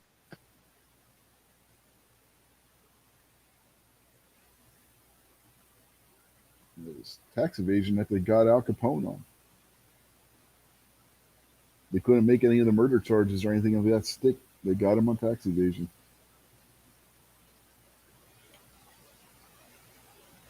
Yeah, but in the scheme of things, it was the government's own doing that made Al Capone. It was their prohibition that launched it all, launched these bootleggers, launched this organized crime making more money than corporations. Their own policies and decisions created these people. And their own depression and the economy to shit created, the famous bank robbers of the 20s and the gangsters. It was all because of their doing, you know? If you look at it, prohibition wasn't the first prohibition in alcohol in the United States. You go all the way back to the Washington administration for that. A lot of people don't know about it. You ever hear of the Whiskey Rebellion? Mm-hmm. Either they paid taxes or they weren't allowed to make it. And that happened in southwestern Pennsylvania primarily. And they got up in arms, and Washington sent the army in to crush the protesters. Has there ever been an actual government official in government official duties that has invented a firearm or a cartridge?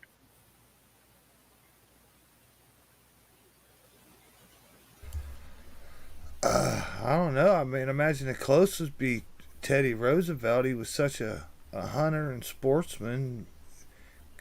Could it be possible he worked with somebody on like a hunting cartridge or something like that? Well, what I'm I leaning toward is the fact that they talk about militarized weapons and military grade weapons. And if the government and the military never invented any weapons, then aren't they all civilian weapons? all good point. Well, no, because if you look at the 30-06 Springfield, that was specifically created by the United States government. Well, Which that's is what why I it had the Springfield. That was asked. created at the Springfield Armory, which was a military installation. Well, that's what I'm asking is Yeah. is the government in an official government standing ever created a firearm or a cartridge? Yeah. Okay. 4570, 30-06, 30-3, 1911. With well, not the 1911 because that was under contract by the United States government. Browning was under contract with the United States government. Let me rephrase that. Browning was not. I'm talking about in uniform. He was working for the government as a contractor at the time. So in other words, technically, yes. Then a civilian created the 1911 as a member of the branch of the government at the time. He was working directly for the government at the time doing so. It wasn't like he was working for Colt and Colt then sold the weapon to the government. Browning was working specifically for the United States government on the development of that pistol. Was he a government official? He was a government employee at the time. Was he a government official? As an employee of the United States government, yes. Okay, and that's the point that I was trying to figure out. Well, who made the new round they got, that new 6.5 with the plastic bullet? Who did the development on that? Well, hell, they didn't even adopt that. They got that shit. What the hell is it? Yeah, they No, that's just not a 6.5. That's a six. well It's It's 6.8. okay. Okay, yeah, it's a that's what I six meant. eight, That's what I meant. Okay, and it's not a plastic bullet. And the case it's is plastic. not the whole thing. It, Anyways, it's like weird. Winchester come up with that, I'm or not sure did who the did that. government say, "Hey, here's some specs, Yeah, I'm not. build something"?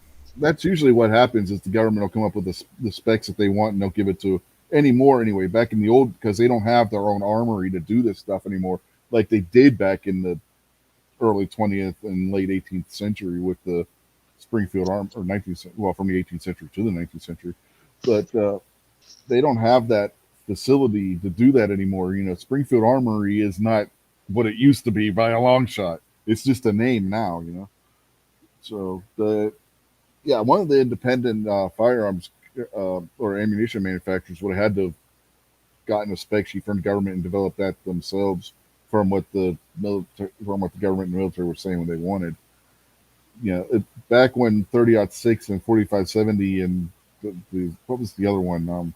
Shit, 30 Craig, and all those other rounds were being developed from the late 18th century. And I did it again because it's 1800s, late 19th century to the early 20th century. That was all done at Springfield Armory by the government in and of themselves. Shout out to G Webs because a bunch of the stuff that you just talked about was a part of the tactical quiz today. Oh yeah, damn, I was busy. I didn't. I saw he was doing all kinds of that tactical quiz stuff. Yeah, I caught the last 5 minutes of it. Yeah, he's considering trying to, because right now he does it Wednesday at midnight Eastern, and he's been trying to figure out a different time slot to do it on. Yeah, midnight Eastern's not good for a lot of people. Yeah, I when I sent out them mail calls there to CW and Sorry, Jamie, sorry, uh, son. I threw in those Wild West cards and those firearm inventors cards. I was Yeah. hoping those would be a big hit. You know what I mean? And G Webs get some orders out of it. I bet if they would have opened them before they did their mail call and saw what the cards actually were, I bet they'd have liked them a little more. Yeah. But, Yeah. I was hoping those would catch on quick fad or whatever around the reloading community. Speaking of Maybe mail I'll calls, send some more out, I guess. speaking of mail calls, I got this in the mail courtesy of G23 yesterday. Let's see what that is. Where is it? There we go. Oh, no. Yeah, the screen is glaring off of. I'm trying to get where you can actually see what it is. It's one of those flags that hang on your porch. Uh-huh. It incorporates the MIA POW MIA, the killed in action, and no, I'm not trying to give you the finger. It's just the way it's hard to do this on camera. And then Wounded Warrior, not the Wounded Warrior Project, it's Wounded Warriors. You know what? That brings up a kind of a sad subject right there. That symbol that we all know, our age group knows that symbol. POWMIA, never forget.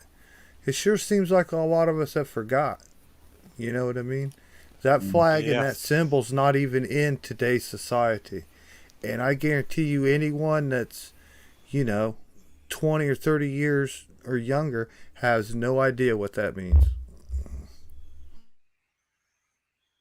Well, 99% of the people who say that they support the troops and care about it are liars. The American people don't give a crap about soldiers. I mean, you guys, American people, might, but the vast majority of the people that run around screaming, support the troops and yellow ribbon on the tree, they couldn't care less about the troops.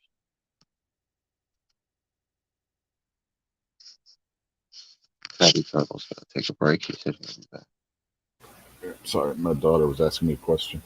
But in time for Krabby's favorite segment. It's the kitty cam and get your paw out of my eye, you stupid cat. Hey, look up here. Look up here. Hey, you're not, you're not being good. You're being bad.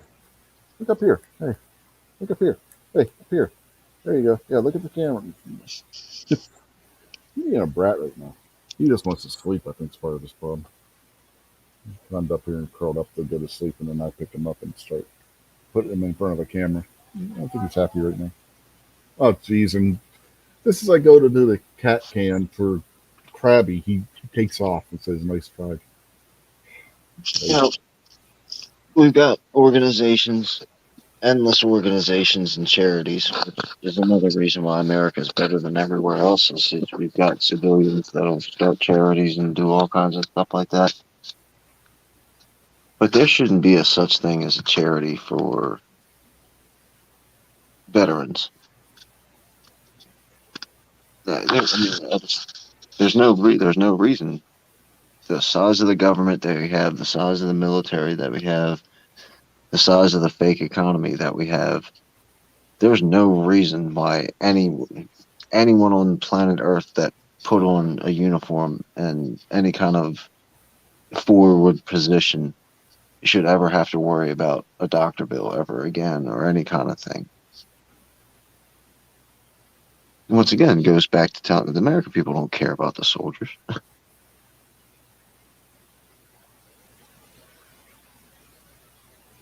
Not this particular generations. They don't.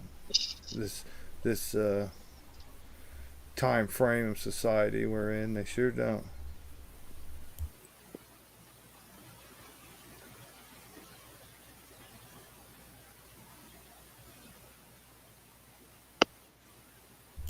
Hell, not just soldiers. They don't care about nothing. They don't care about nothing but themselves and And half feelings. of them don't even care about themselves. Yeah, and feelings and emotions.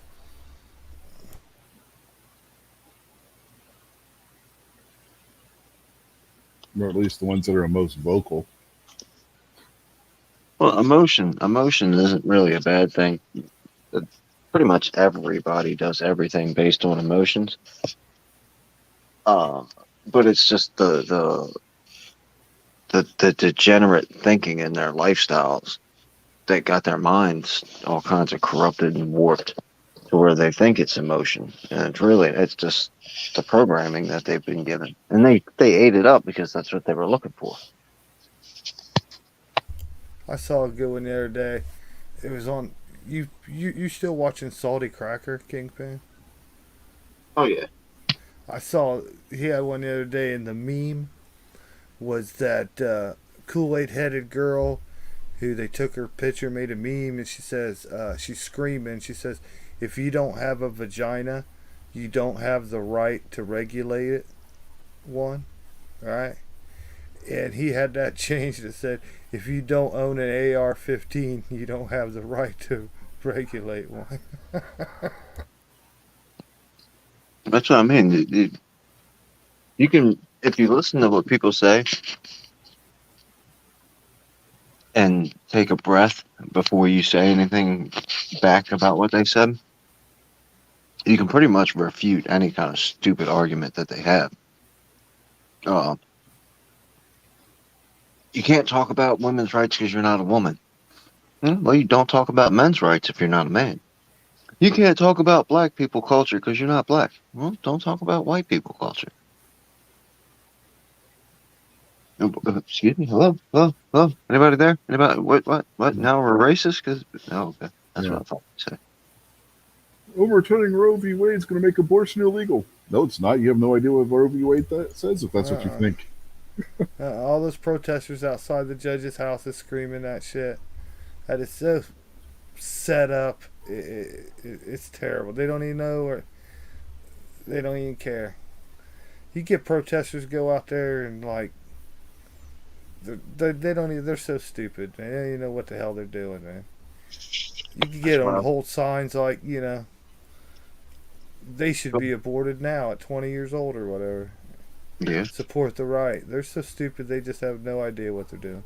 Well, Kingpin will back me up on this because he's seen the video too. You can't find the video anywhere anymore at all. But remember Ralph Northam, the guy who was the governor of Virginia? He Uh, gave an interview where he said that women should have the right to abort their child a year after birth. yeah, I think I saw that. Yeah, that video has been completely scrubbed from the internet. You cannot find it anymore. I'm sure somebody got it downloaded somewhere. Yeah. Oh, I'm Just sure, but it's not up on any server anywhere that I could find. just And I like looked. just like my plane's leaving in 3 hours, and if you don't fire the prosecutor, you ain't getting the $1 billion. Mhm. Well, the best part about Northam is the guy by trade is a pediatrician, so he wants to kill his own customer base. Isn't that a little counterintuitive? Governor Coon, man.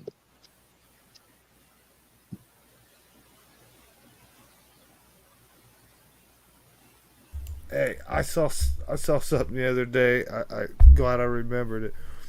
Remember when you proved that Anthony Fauci looked like Pinocchio? Mhm. There's somebody else that looks like Anthony Fauci too, man. I saw it the other day. As soon as I saw it, I said, "There's Fauci." Remember the little Nazi guy from the Blues Brothers? Oh, who was it? Was that Artie Johnson? Orange Whip, Orange Whip, Orange Whip. I can't talk about the Blues Brothers without saying Orange Whip. They broke my watch.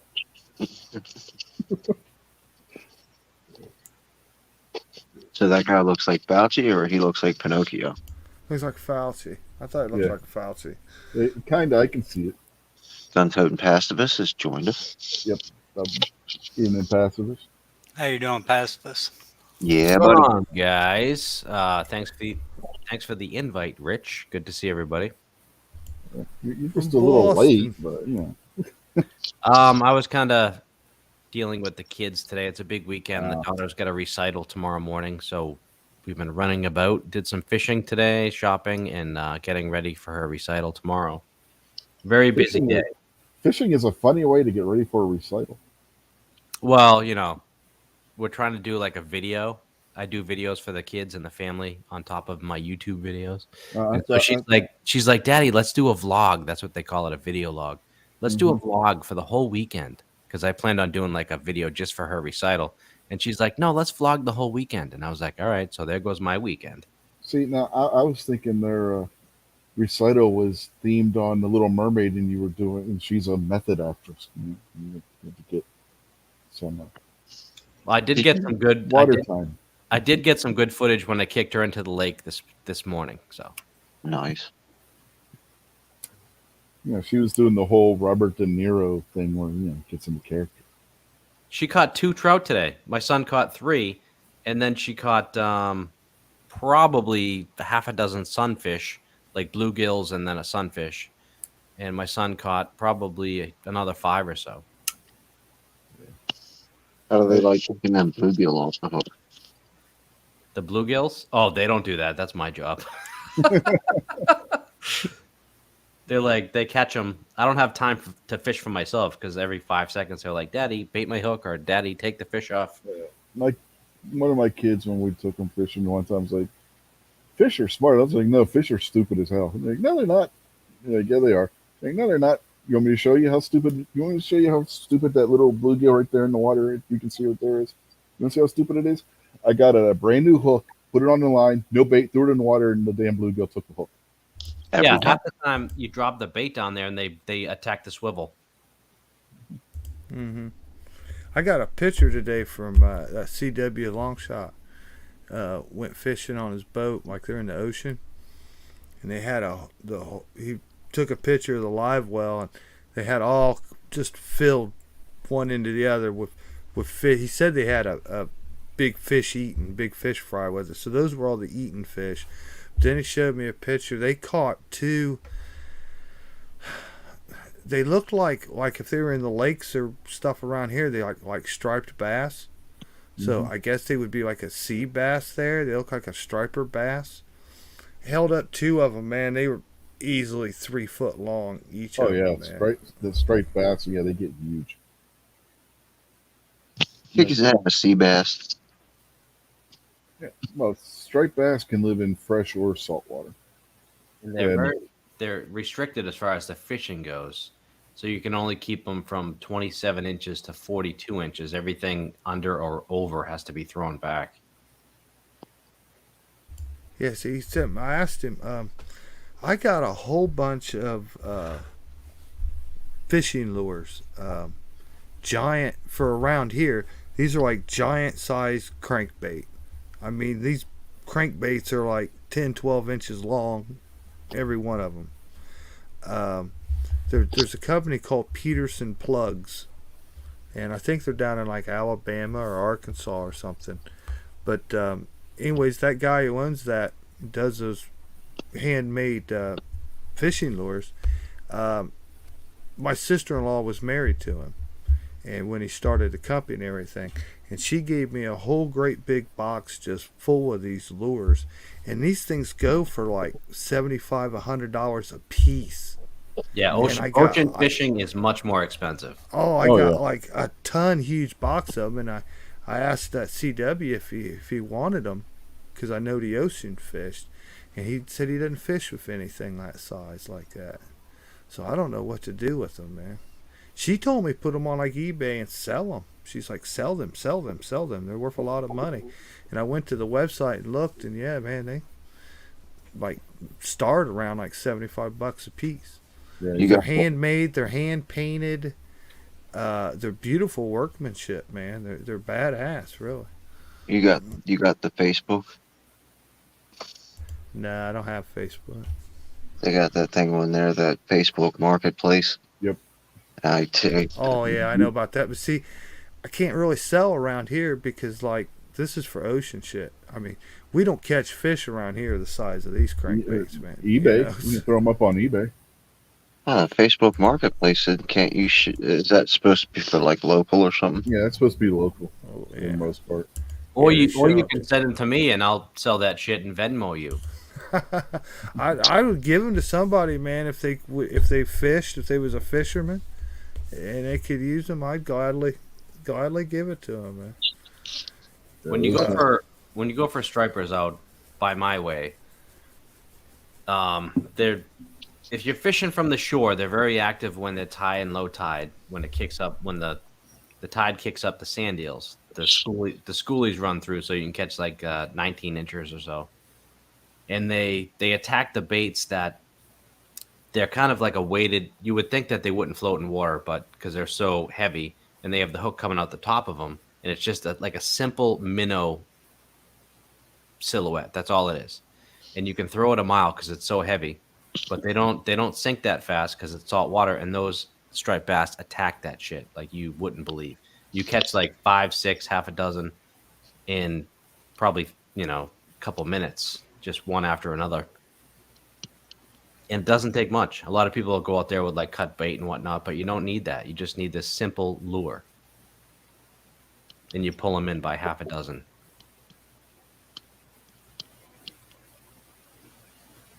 I'm sure the lures that you got, Jason, are a lot better. The simple one does the job, and I'm sure the ones you got do even better. Yeah, those ones Jason's Yeah, got, man, dude. they're the size of bananas, man. Yeah, They're that, like that, fucking monster fish to bite these. yeah, that'll be what you would use for marlin and shit like that. That's a highly niche market right there. Yeah, it's not. Yeah, even around here, uh, like your lures and and I forget what you call them, but like your zigzag lures stuff for like messing with pike and stuff. It's a big fish. Yeah, those lures are like a third of the size of Yeah, these they're like ones that they're I'm like a talking four. about. The biggest ones, like the buzz baits, they're like 4 inches long for like for like a muskie or something like that. Yeah, Yeah, you for our get the largemouth bass and stuff around here, you're talking like an inch long lure, inch and a half, a little fat crankbait. I usually use just rubber worms myself, shit. but Get the yeah, get we the don't have fish around here capable even our muskie. You don't hit the muskies with very big bait around here either. I mean, you don't need to. But, yeah, these plugs are like for ocean people, man. Yeah, I would think the biggest freshwater bait, top water, is going to be the frogs. Everything other than that is going to be a small little floater or deep diver. Now you get the buzz baits. So they're the ones that have like the plastic thing on top that spins when you're reeling it in and makes a bunch of noise. Sounds like a Makes weird. the bubbles. The Yeah, jitterbug is the best. yeah, they go absolutely berserk for that. I've caught white Hell perch on yes. that with the little spinner on the back, causes the Yeah. bubble. And then you get the little red and white torpedo. Oh, Or the black and white torpedo. the devil. Yeah. Then you got just your old school jigs That's with good for the little teeny tiny like little rubber worm like thing you put on it. It's just the sinker connected right to the hook.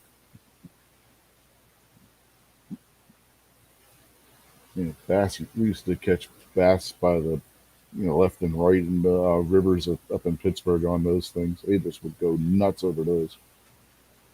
Man, just the other day, there's a picture a friend of mine showed me where his cousin caught a great big shovel catfish at one of the lakes in a town nearby here, and it's a decent size lake for like a city park lake. It's pretty big.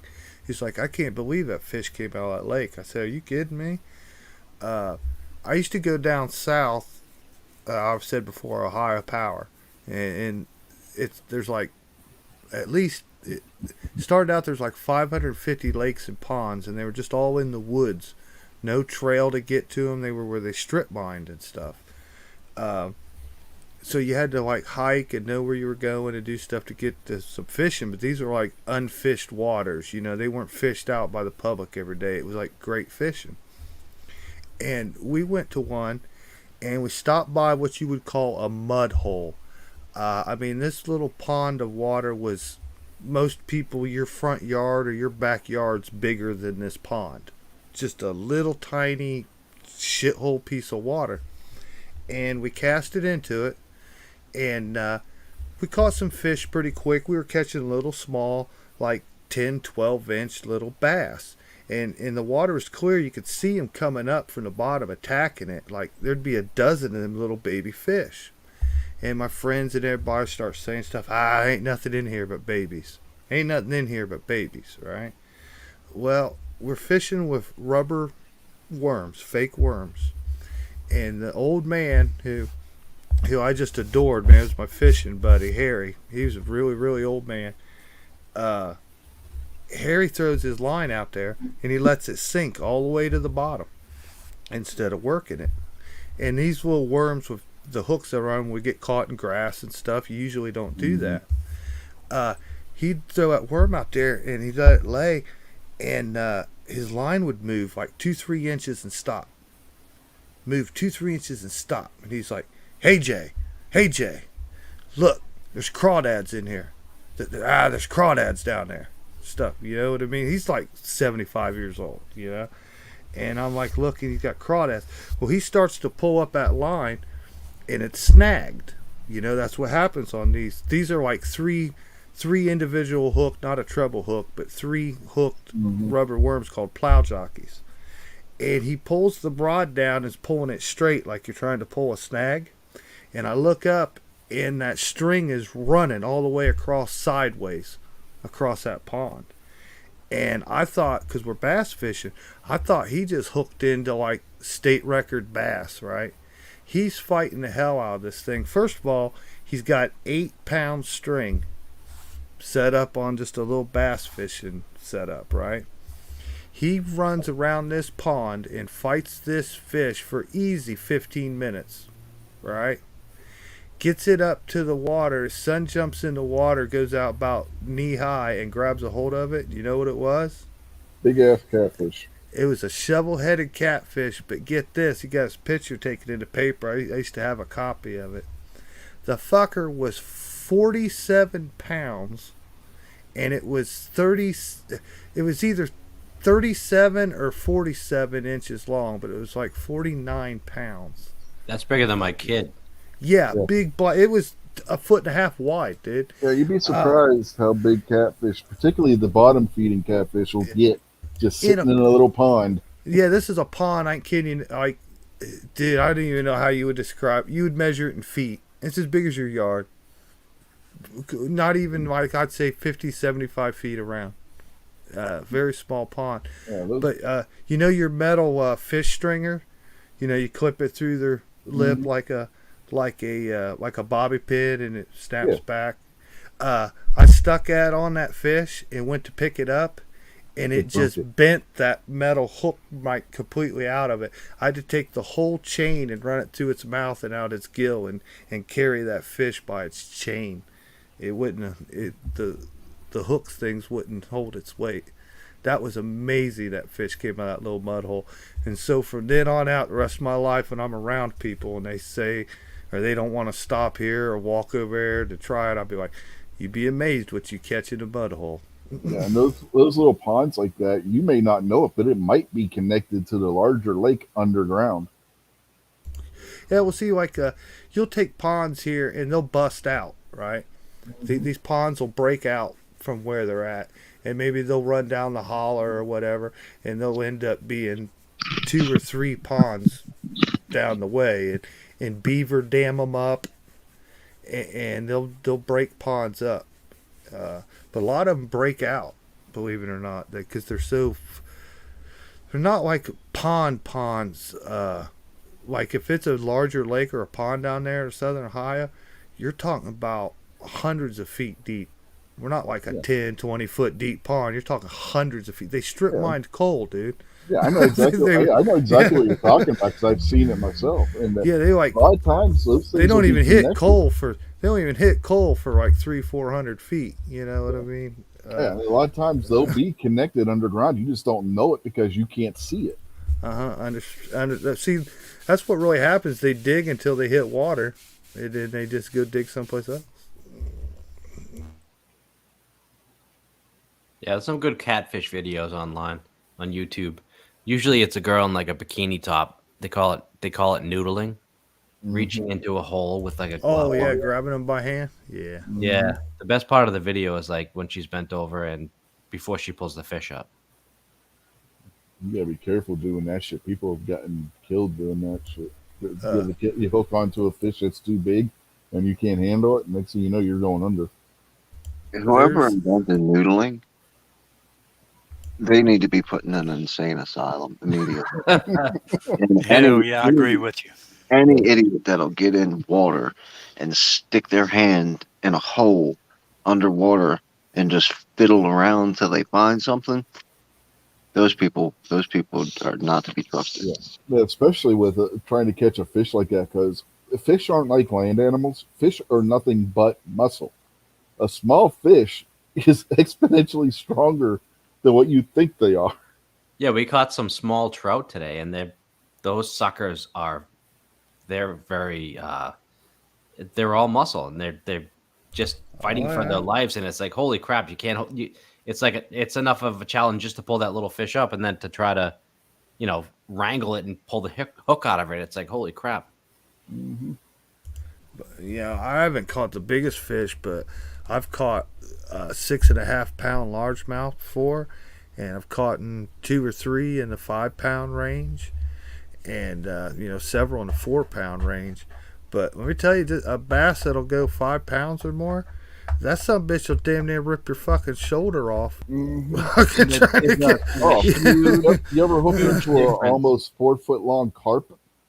Oh my! You want to talk about something that fights like hell? Yeah, we get some big carp here too, Oh, yeah, in man. the rivers? Big as a torpedo. Oh my Mhm. god. Yeah, I hooked. When I was like 12 years old. I hooked a carp. The thing had to have been every inch of 4 foot long. Honest to God, I was fighting that thing a half hour, 45 minutes trying to get it on shore. My grandfather kept asking, "You need help? You need help?" No, I got it. I got it. He's like, "Are you sure?" I got it. But I an wouldn't let that thing get ocean away. fish compared to a freshwater fish is not even comparable. Like a striped bass, when you catch one of those suckers, and you usually use a fat boy with like a heavy duty reel in there, so it's not. If you're catching little schoolies, it's not a huge job to pull those suckers in. But when you pull the 42 plus inch ones in, that's a big deal. No matter what you're using. Well, any That when you fish, let them go, they disappear like It's amazing how fast they swim Yeah, and any and how fish, fast they hit the bait. It's amazing. yeah, any fish, the fight in the fish is um, congruent to the size and strength of the rod and reel you're using to bring them in. Yeah. Which is why, if you want a fun time, go trout fishing with an ultralight. I'm not talking lake trout. I'm talking like little brook / rainbow trout. Go fishing for them with an ultralight and see how much fun that is when you hook one. Yeah, trout got some really good fight in them.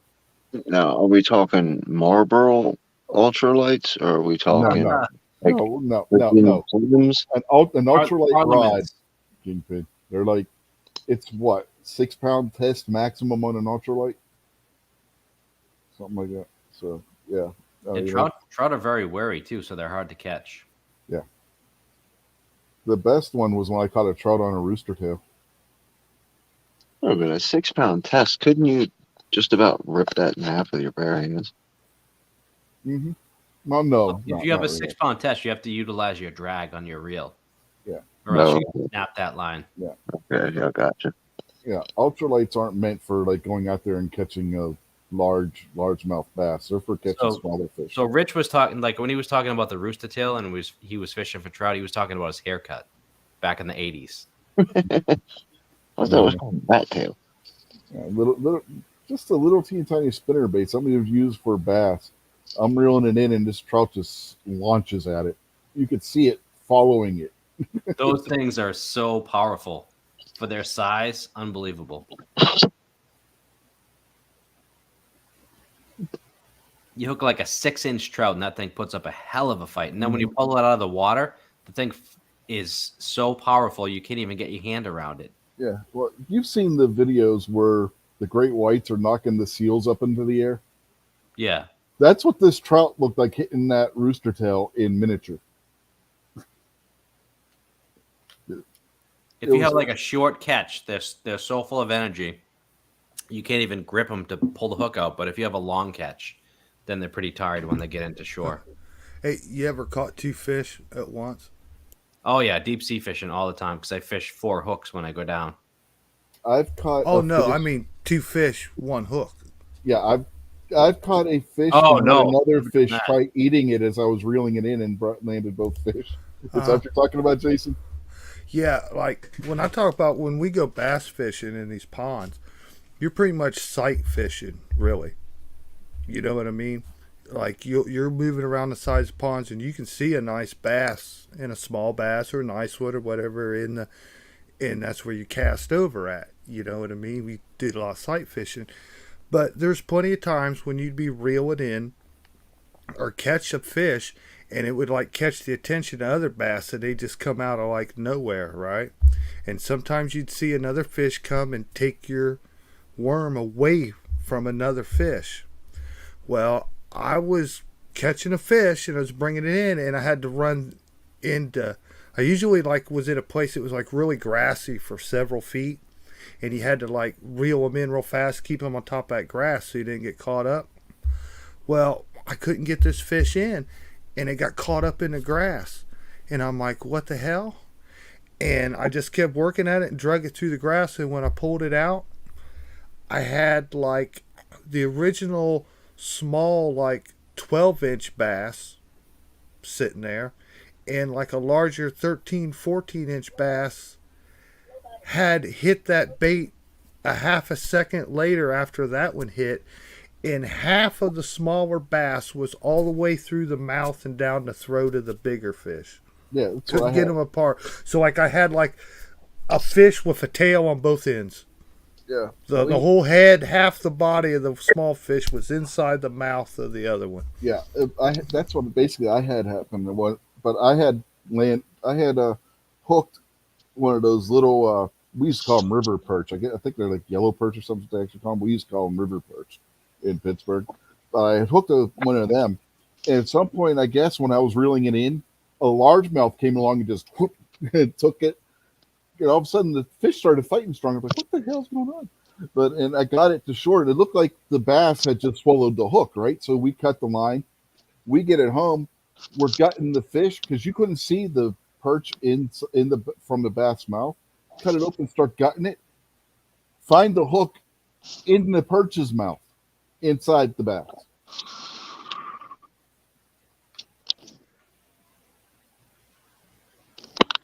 Yeah, it's a dog eat dog world in the pond. Well, this was in a river, but same difference. If y'all want a good fight, throw your line out there when something nibbles at it, and you yank on it to set the hook, and you snag one in the side. That's a hell of a fight. I think the funniest thing I ever saw when fishing was I had a little, well, that wasn't little, this is a big one, crayfish climb up my line out of the water. Free bait, man. Free Yeah. bait. Did you boil them sons of bitches? Crayfish is a good meal.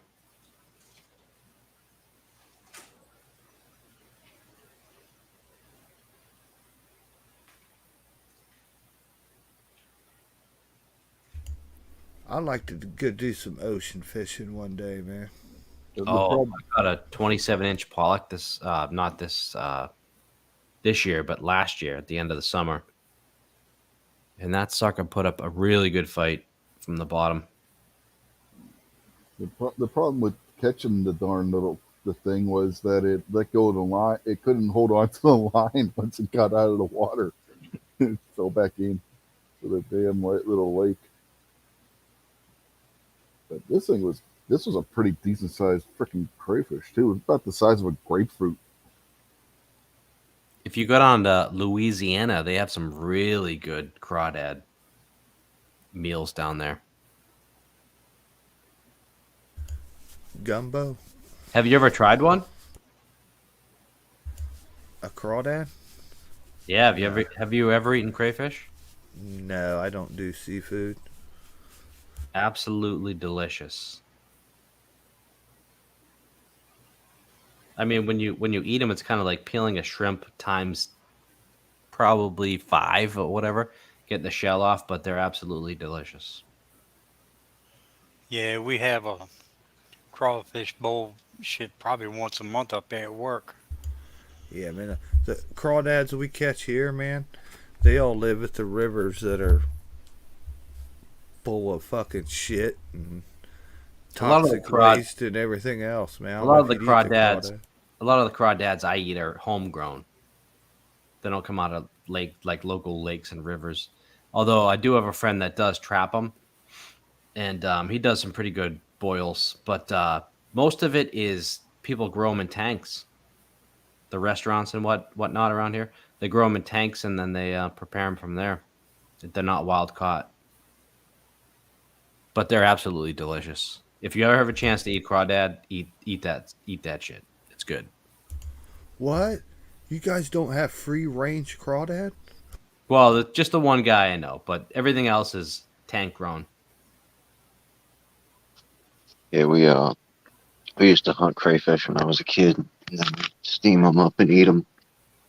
And I've got some friends that live in Mississippi and Louisiana and stuff like that. Whenever we go down there, they always have a like big 55-gallon barrel full of them. They just boil them all day long, and man, they're good. Yeah, they're really good.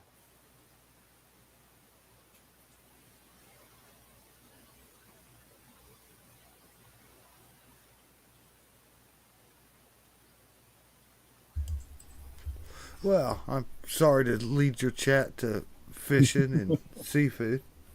Oh We, hell, we we've been were down we the were first. doing wrestling, politics.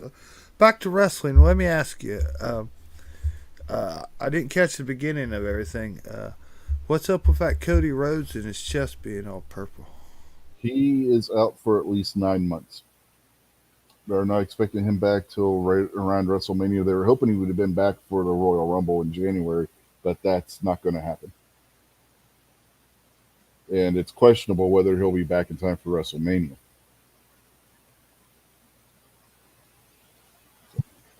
Do you like wrestling, pacifist?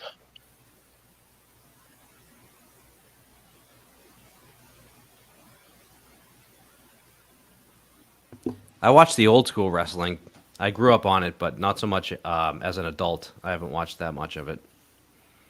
I got into like a little phase with the when The Rock was popular, but not so much in a while. I never, I stopped watching wrestling like that. Same with all of us, when we were young kids and in school, I watched it all the time. Then I just got back into it, hanging out with Rich.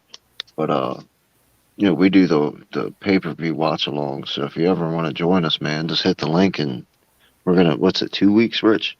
Yeah, 2 weeks 2 weeks. We're from gonna make tomorrow. another one. So you're definitely welcome to come watch with us if you ever. Yeah, so I'm not a wrestling fan. Like I said, I do it because it's fun and I enjoy hanging out with Rich, and then now Jason and Buck have been joining us. So it's pretty fun though to cut up and make fun of the wrestlers, and we grade all the matches and stuff like that, and it's actually been quite fun. Yeah, sometimes barbecue will jump in too.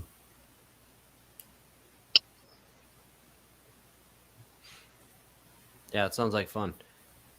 I got into it when The Rock, if you smell what The Rock is cooking, to the point where I had a life size poster on the backside of my bathroom door as an adult, which I'm ashamed to admit. But and I had a Rock toothbrush. But as a kid, I was huge into wrestling, as probably every kid was. I used to beg my parents to get the pay-per-views. You see that? That's my wallet. Oh yeah, NW. Back when NWO kicked off, man, uh, that was a time that it had Nitro and NWO and all that going on, and he had like 2 nights a week for that, and then the other one. Wrestling was one of the only things that basically my father-in-law at the time was one of the only things that like we could sit down in a room and watch together. You know what I mean? And Me and the old lady, she liked wrestling real well. It was like one of the only times that we like kind of got along. You know what I mean? So I hadn't watched wrestling for probably 4 or 5 years before that started up in the mid '90s. But when all that was kicking, man, that was a pretty good time for me, man. That's people in the house all enjoyed the TV, and I remember having NWO T-shirts and stuff. And Hogan was now a heel and everything. I enjoyed that part. All right, so when The Rock came up, right? I got I hadn't watched wrestling for years, right? And so I was dating this girl, and The Rock came up, and I was like, wow, like drew me right back into wrestling, and I started watching it, like Monday Night Raw and all that stuff. And so I got that life size poster to put on the backside of the bathroom door. I wanted to put it in our bedroom, and she's like, "You can't put that up in our bedroom." I'm like, "What are you talking about? This poster's fucking great." She's like, "What do you think I'm gonna look at during sex?" And I was like, "What do you think I'm gonna look at?" Yeah, look, yeah, I back. God, my kids and I would watch it, and then about 2011, I got tired of it and I stopped watching. What got me back into watching again was somebody told me, "Oh, go check out New Japan. They've really gotten good." So it was the Japanese wrestling that got me back into watching it again.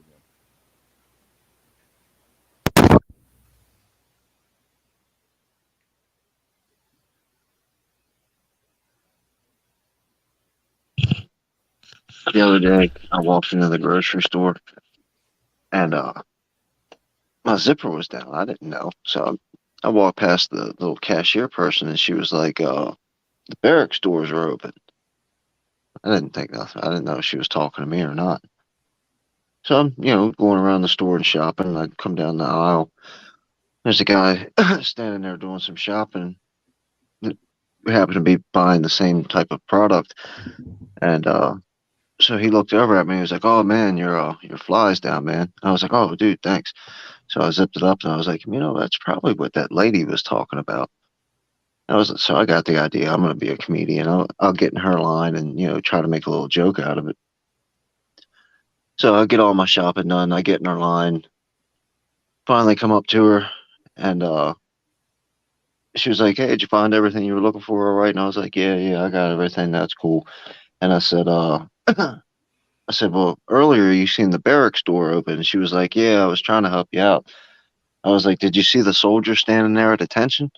And she was like, "No, but I did see a disabled vet sitting there on some beans."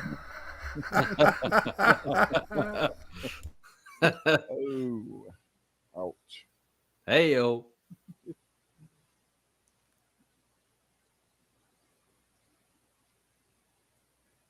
So you should have got that one's number, Kingpin. No respect for the veterans.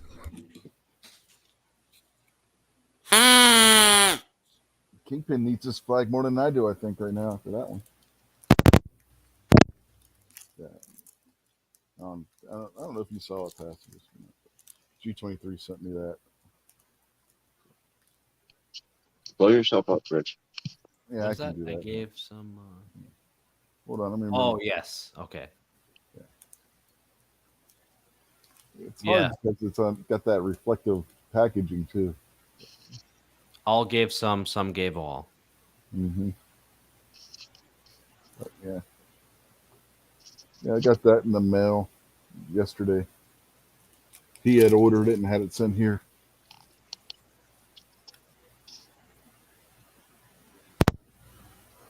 So probably hang that out tomorrow because we went to Walmart and got a flagpole for it today. Now, the flagpole's a little bit too big to be showing on camera. Yeah, but it's a aluminum flagpole with the, yeah. Let's see if I can show any of it. I'll try and get as much of it on camera. Yeah, see, just your standard flagpole. I figured the black, with that being a black flag, would look pretty good, and with just a little bit of contrast with the silver tip here. And we already got a mount to hang it on the pillar off the porch out front. So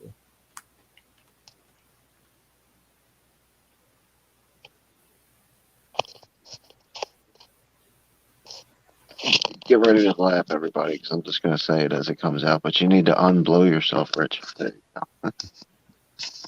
I was working on it.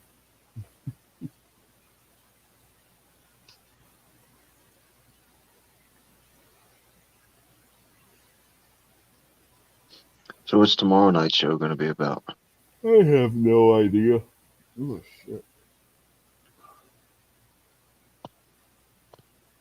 Figure something out. We always do. Yeah, we could chase Rob off by doing trivia. He always runs away from the trivia. He's like, no.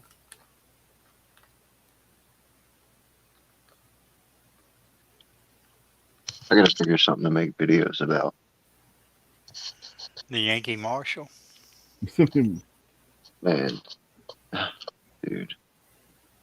You know, I did that video. Bald and Furious was making fun of me and was like, "You never shoot the Yankee Marshal." So I did the video at the range. And if you put the Yankee Marshal's name in your title, you'll get 3,000 views in like the first 2 hours. Mm-hmm. I looked at my view count Yeah. after I posted it. Like 15 minutes later, I went to see if anybody left any comments, and I had like 30 views. And I was like, "All right, cool. I'm right about average, so I should probably hit about 100 views on this." And then I went back like 2 hours later, and there was 1,500 views on there, and I thought it was 150. So I was like, "Oh, dang, that's pretty good." A bunch of people. And I looked again, and I was like, 1,500. What? And I was like, "Oh, okay. I guess if you put Yankee," and I started reading the comments, and it was a bunch of Yankees people like, "What is this video supposed to mean?" I was like, "Well, listen, Baldy Curious was busting my balls to put out the video."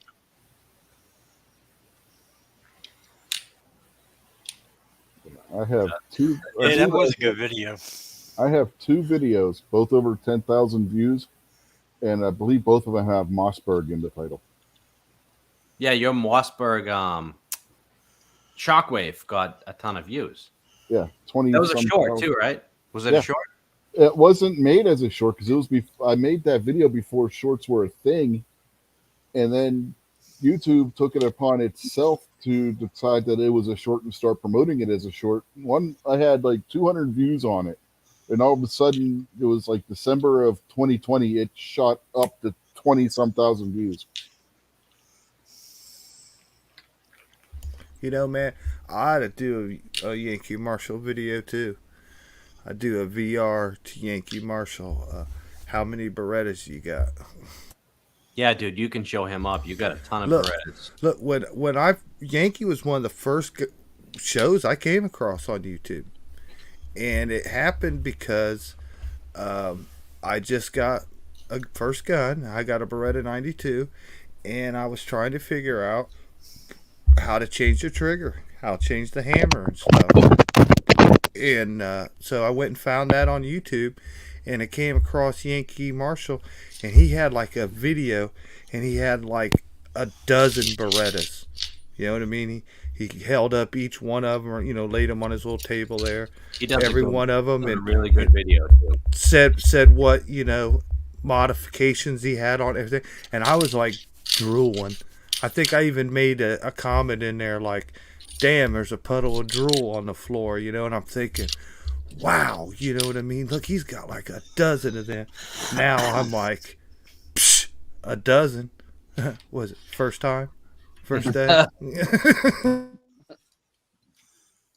But the other video that I got that's over 10,000 is the one from the Great American Outdoor Show this year with Mossberg, where they were talking about that new turkey shotgun they just brought out. Was it the 970 or something like that? Is that Yeah, the the one nine- that's what's his name? Mitchell X shotgun, right?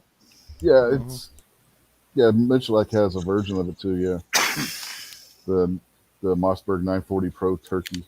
Yeah, that thing is fucking sweet. Yeah, that one's got over 10,000 views. I actually got 2 Berettas on layaway right now. Really? Yeah. What are you picking up? 92Xs that are God. cut for the red dots. So you won the lottery? No, I got in a month ago. I shot some red dots. So man, I want a red dot now. Yeah. So They're I go nice. buy a red dot, and I buy a mount for a Beretta, and it fits in the dovetail for the sights. You know what I mean? Yep. I really don't like the setup. I really don't like this mount and everything that I got. So I'm like, I'll just go get the Beretta that's cut for the red dot. You know what I mean? For it, yeah. Well, I ordered it. They still have plates, so I got the plate already from Beretta, and I got a few parts already for Beretta. I never even went to my gun store, never even asked them, right? And I went to found them at like Midway USA, and I found them at Bud's Gun Shop. So it was just like a spur of the moment thing. I put it on layaway at Bud's Gun Shop. It already had my FFL in the list and everything. So I put it on layaway, and I was like, well, at least I got one, all right? Well, then my gun shop calls me, and they said, hey, man, you interested in a M9A3? And I was like, the beige colored one, the 50 Shades of Tan and stuff? And he's like, yeah. I was like, nah, I think I'll have to pass on that. I said, but I'll tell you what I'm looking for. I'm looking for a 92X RDO, right? And he hits the computer and he's like, oh yeah, we can get them, man. Because my guy's got 25 of them right now. And I was like, yeah, man, I think I'll be wanting one of those. Because what do we got to do to make that happen? And he's like, just come in next time, we'll talk about it, all right? Well, it was like because of the holiday and everything. They called me like 1 week later and they said, hey, we got a 92X RDO here with your name on it. Come in, check it out, make sure everything's all right with it. And I'm like, he's already here? And he's like, yeah. So I was like, okay. I showed up, looked at it. Everything was fine. I said, okay.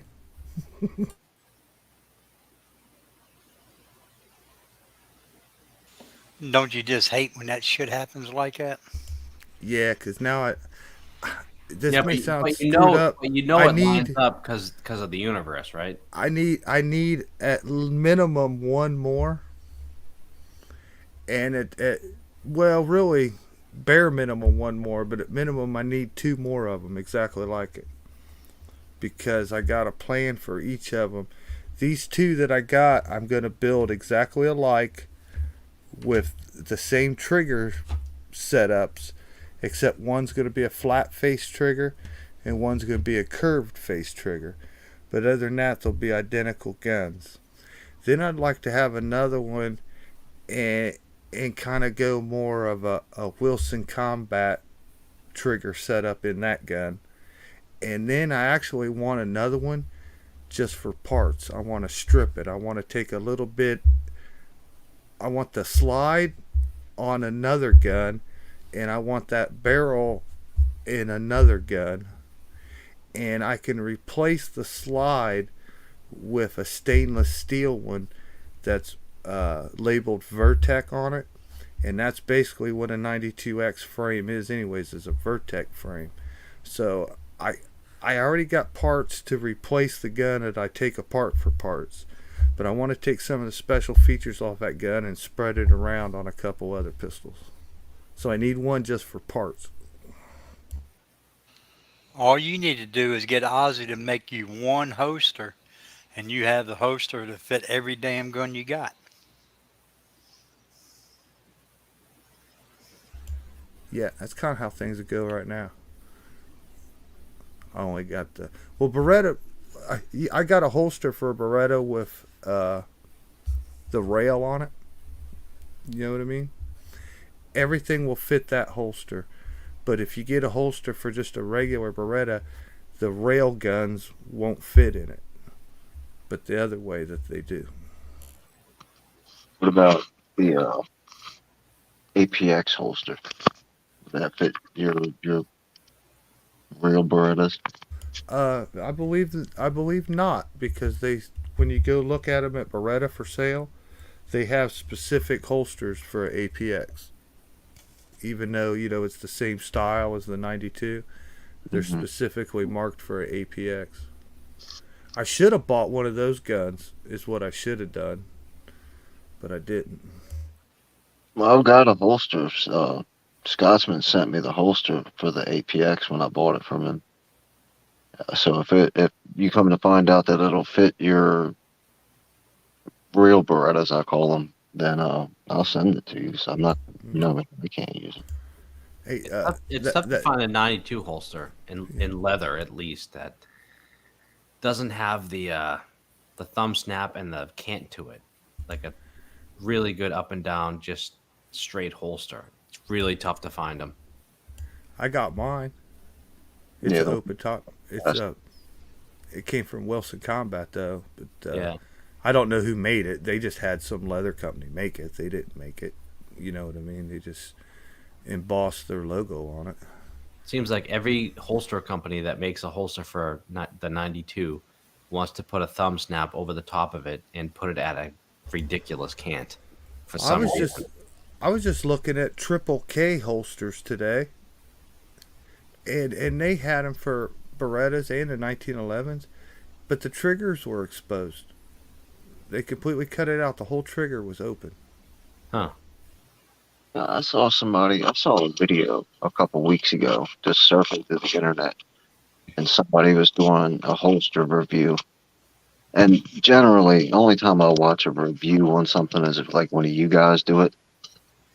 But for whatever reason, it caught my attention, and the entire only thing that was in the holster was basically like the tip of the barrel. Like you were saying, the trigger was completely exposed, and I'm like, that seems awful strange for a holster to be able to like access the trigger while the gun's still in the holster. Yeah, the only part of the trigger guard that should be exposed is behind the actual trigger. Everything in front of the trigger should be covered.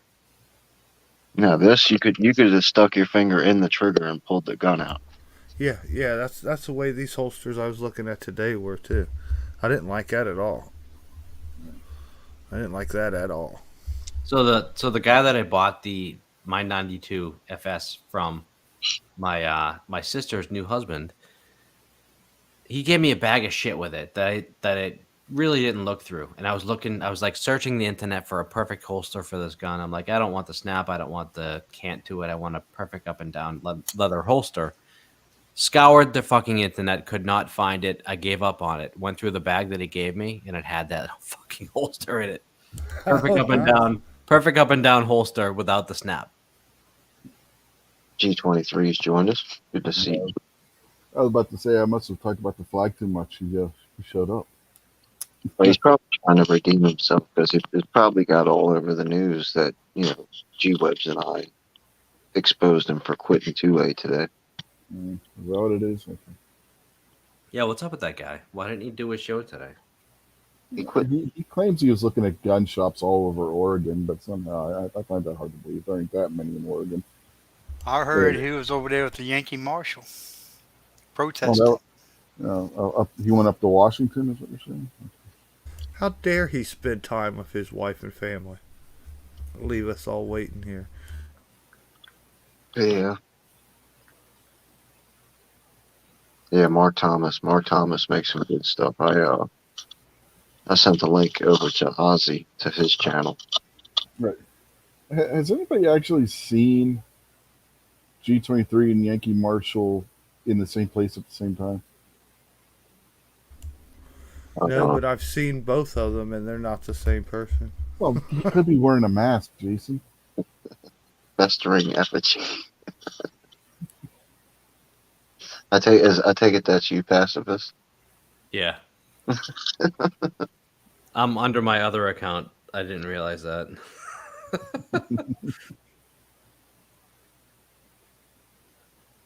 I'm just sitting here festering in effigy. Mm-hmm. Is that kind of like a dangling participle? We're the gun crowd, and they have these effigies built for us, and they're just waiting to fucking burn them. So we're just sitting here. We're festering in effigy.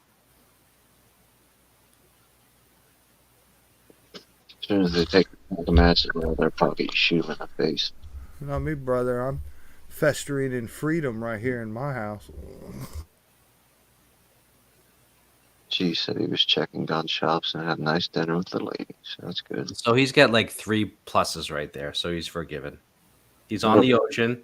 He's looking at gun shops and having a really nice dinner. So that's plus, plus, and plus. So Oregon's going so anti-gun that they got all the good gun shops out on the Pacific now. Where out so far enough out to sea where they fall under international law. Is that what's going on? I mean, how else? Why else would he be on the ocean looking at gun shops?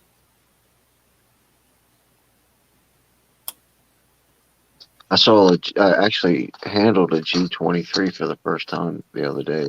One of those Glocks that I was asking you about, pacifist, was a G23. Yeah, did you make a deal on that? Kind of, sort of. I'm probably just gonna help her move them along. I was asking Travis about them too, and he brought up that the Glock 19 is either a Gen 1 or a Gen 2. Yeah. And he said that's like $1,000 gun or something like that because you can't get them anymore.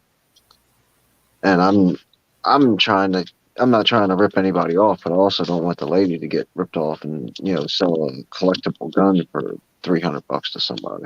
Yeah, this current market is crazy. Yeah, I heard Depending on those. what you have. Yeah, I heard those Gen 1, Gen 2 Glocks are double the price. The true Glock people, that's the gun they want. Having fired a Gen 1 Glock 17, I wouldn't pay $1,000 for it. Well, I mean, yeah, but they're still Glocks. But the point is, they're not really sentimental to her because she wasn't like a gun person. Her husband was the guy who had the gun. She just wants to get rid of them. But trying to keep her from getting ripped off.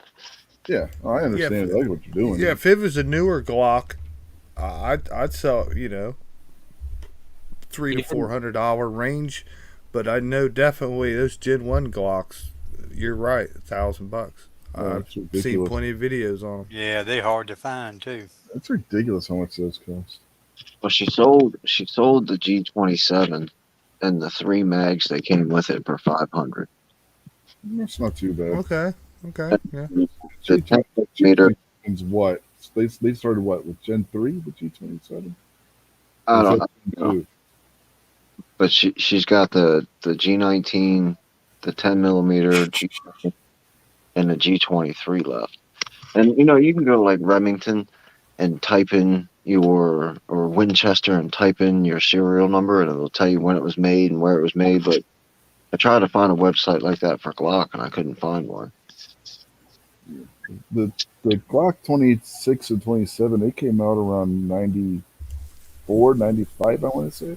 Did you go to the Glock website and then like go over like in their support and areas like that? Yeah, but I wasn't gonna I wasn't gonna send Glock an email. If I'm gonna go through all that, I'll just call them. Oh well, they should have. They probably got something electronically. You just type in the serial number. Beretta does. I do all mine through Beretta. They're just not out there in the open like on the front page of a website. You know what I mean? You gotta maybe click and search your way through. I don't know where my old Guns and Ammo magazines are, but I remember when the 26 and 27 came out, they had a article in there about how they're the size of the Walther PPK and hold twice as much ammo, even though one only held 9 and the other one had 10. The PPK held what, 6? So I was saying a minute ago, you was talking about APXs. I said I should have bought one of those APXs because last month they just came out with APX for a red dot, a new model. Their new one is nice. Different slide and stuff like that. A nice looking gun. Yeah, they changed up the serrations and all that stuff. It's really nice. I was really liking that gun, and they had them, and could get one for like $475, right? Which is cheap. In my book, that's cool. Less than $500. Hell yeah. You know what I mean? Got an email the other day from Beretta. Buy a brand new APX, and when you register it, Beretta sends you $100. I'm like, with the new one, they took everything that people bitched about with the first one and fixed it. Yeah, they totally listened to their customers. Beretta, I watched some videos the day that the gun launched, and they had a lot of videos with a couple Beretta engineers and the president of Beretta and some other stuff. That gun went up for military trials in like for Brazil or something, and a couple other countries, and it had U.S. testing of some sort or whatever. But do you know what the requirements are for that gun? 10,000 rounds without cleaning it, not one time. Yeah, that's generally what you'll see with military acceptance trials. Then that gun met the specifications. 10,000 rounds without cleaning it at all. Then it had to go 30,000 rounds without replacing anything, not even a recoil spring. Can't replace anything. Nothing can break. 30,000 rounds. Then it's got to fire 2 proof rounds and then fire regular rounds again and meet some type of accuracy standard or something. But anyways, it's got to go 30,000 rounds without even changing a spring in it, man. And like with the discount, $375. Oh man, I'm about sick of my stomach. I should have jumped all over it. As long as they It's a really nice gun. as long as they didn't mess with the trigger on the APX, then They did. anything else could be fine. They did. They supposed to have made it a little bit better. That's going to be an awful good trigger then. Yeah, they said. I saw some videos where some people got some that sucked, but everybody else said there's good ones, and Beretta says it's a good one. I don't know what they did inside the gun, but I think they kind of just changed the shoe, what your fingers actually touching, the trigger itself, not the trigger mechanism. They changed the shape of that in that little safety dongle or something.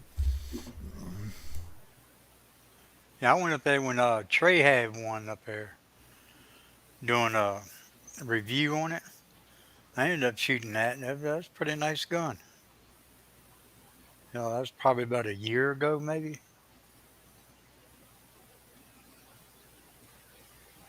It was Yeah, pretty Yeah, nice. maybe I'll come across one here before too long. If I was gonna buy another polymer gun, I think I'd buy that one. I held one of the first ones at the gun shop, and I just did not like those serrations on that first gun. They were Yeah, the awful. new one looks a lot better than that. I mean, It using them, they weren't the most user friendly serrations in the world. You know, they could be slick. Really hard to get a purchase on them at times. I blew all my 1911 money on ammo over the past 2 weeks. Now I got to start all over. Yeah, that's what happens. But ammo's ammo. Gotta do what you gotta do, brother. Yeah, I got a fairly decent deal on, I guess it was like 1,100 rounds of 9, like 700 or 800 rounds of 45, and then 2,000 rounds of 40. And it was like optional. I haven't quite done it yet because it goes back to the Glock thing. But the 10 millimeter comes with like 300 rounds.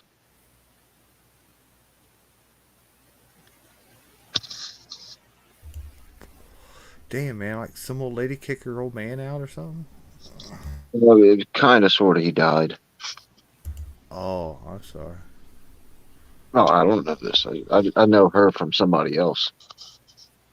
So the conversation at the range started, and that's where I got the 40 from. Is from her, and then that's when she was showing me all the Glocks. And I considered buying all the Glocks, but then I was like, what am I going to do with 4 Glocks? So I may entertain the 10 millimeter, but I don't know. So you could have bought the four Glocks, and you could give one to everybody here except for Pastors because he was late, and we could have had a Glock party instead of a block party where we shot the Glocks. I mean, we got out our Smith and Wessons and CZs and shot the Glocks. Now it would only be 3 because, like I said, I helped her sell the 27 to somebody.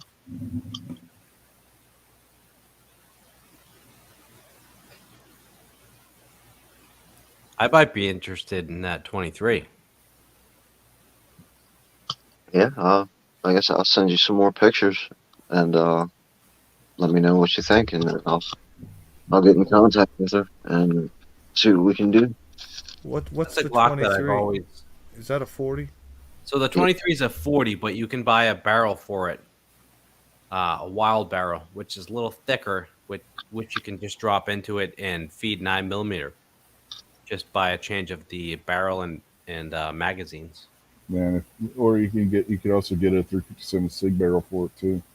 Yes, 40 is interchangeable. Well, not interchangeable, but with the changeable Okay, barrel. With why would you take the 40 and make it a 9 millimeter?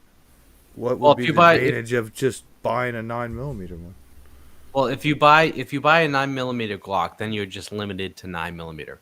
If you buy a 40 caliber Glock, then you have the option to go to 40 and 357 Sig and 9 millimeter. So you have 3 options with one platform. Why? Because the 357 Glocks are Sig is all an the awesome same, round. right? Yeah, because Glock are all the same. The 223 is actually the G19, just with 40 Smith and Wesson stamped on it instead of 9x19 millimeter stamped on it. And if you go 40 to 357 Sig, you change the barrel and you can use the same mags for the rounds. That's If you fun. go if you go to 9, you put the new barrel in and you have to change the mags up. But the frame for the 40 caliber 23 can But the sights are going to work for all 3 of those calibers. yeah. So essentially, when you drop the 9 millimeter barrel in it, it's just a thicker barrel. to fill the slide of the 23, but it Yeah. feeds the 9 millimeter. Yeah. It's essentially a 9 millimeter bull barrel, for lack of a better term. Yeah, my friend shot my APX. And he's like, "Oh man, I really like that. The gun store down by my house has got one. I think I'm gonna pick one up." And he went and picked one up, but he got the compact version because he's gonna carry it, security and stuff like that. And I was like, "Man, I got, I think 10 mags. I'll give you a mag or two." So I gave him a mag. Ended up giving him 2 mags. The very next week, he came to the range, and he was like, "Man, there's something wrong with this gun." I was like, "What's wrong?" He said, "Watch." He racked it, fired it, and then it wouldn't fire again. I was like, "What the heck?" Dropped the mag, put a different mag, he racked it, fired it, and it wouldn't fire again. I said, "Well, put one of your magazines in there." And he put it in there, racked it, bang, bang, bang, bang, bang. And we stood there for 15 minutes trying to figure out what was wrong with this gun. His is chambered in 40, and mine was chambered in 9. Well, that'll do it. Like, see, the Shadow 2 magazine, you can load 40 or 9 in it. And it'll still feed through the Shadow. But, I mean, obviously you need a different barrel, but I didn't know the APX came in 40. So we were, like I said, we were standing there banging our heads on. I was feeling embarrassed. I was like, "Man, I've used every one of these mags 50 times, and it's never given me a problem." And then, for whatever reason, I can't remember what it was. Maybe he had a box of ammo sitting on the bench or something. And I was like, "Dude, this is a 9 millimeter magazine. And you got a 40." I was thinking maybe it was like with the Smith and Wesson Shield. If you don't have the thing on the bottom of it, it will push too far up into the chamber. And if the magazines you gave him were full size, and you said he had the compact version, if maybe he was pushing that magazine in too far. But then when you said it was 40, he's like, "Yep, that'll do it too." But that's why you got the little thing on the bottom of the Shield magazines, the little spacer. Because if you don't have that spacer, you can actually push this up too far into the chamber, and then it won't chamber around. Right after I got my Mini 14, it came with I think it's a 4 or 5 round mag. I can't remember what the regular mag is. The guy I bought it from came up to me at the range. He was like, "Oh yeah, I was looking through my stuff and I found this, and it was one of the 40 round magazines."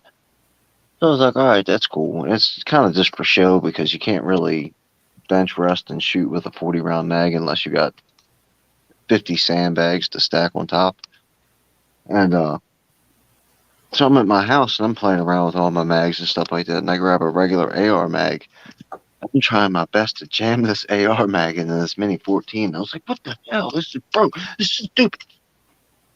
And come to find out, you got a rocket in there, and I wasn't even thinking about it.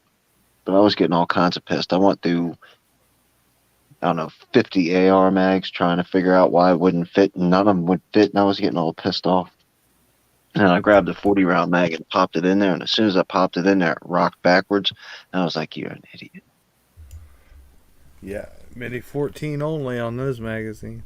Mm-hmm.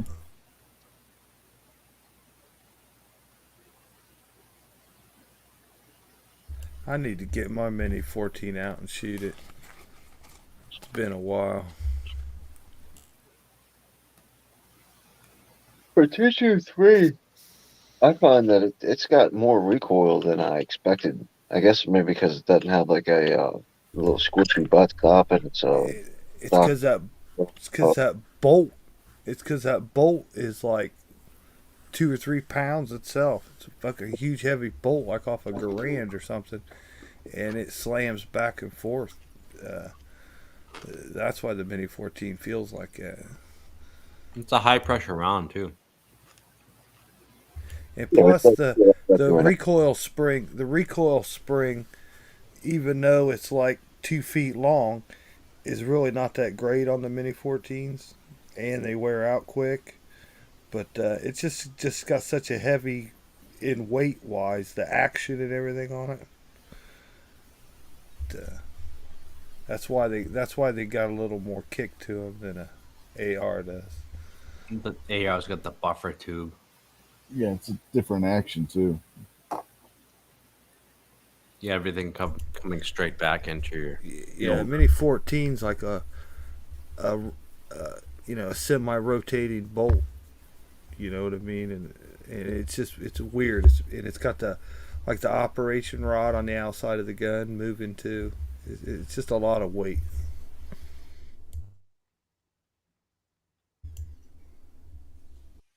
My Ruger AR sounds like a cannon every time you pull the trigger, man. I don't know what it is. It's got the heavy barrel on it, and it doesn't have a muzzle brake or anything on the end. So a bunch of people said that that's probably it. But when I'm at the range and I pull the trigger on that, everybody looks down at me. I'm like, that's just AR-15. I was like, that damn thing's loud. Now, see what it is. It's the guy a couple stalls down that's firing a Sherman. But you're just so intent on firing that AR, you don't realize there's a guy with a tank 2 stalls down from you. That's what I was trying to figure out because when I first got it, a bunch of the range officers were like, "What are you shooting through that? What is this? What are you doing?" I was like, "What are you talking about? I didn't even notice anything." They were like, "Nah, dude, your gun's loud as shit." All riggers are loud. A friend of mine's got one up here, and that son of a bitch is loud, louder than mine. And it's just a standard AR-15. Yeah,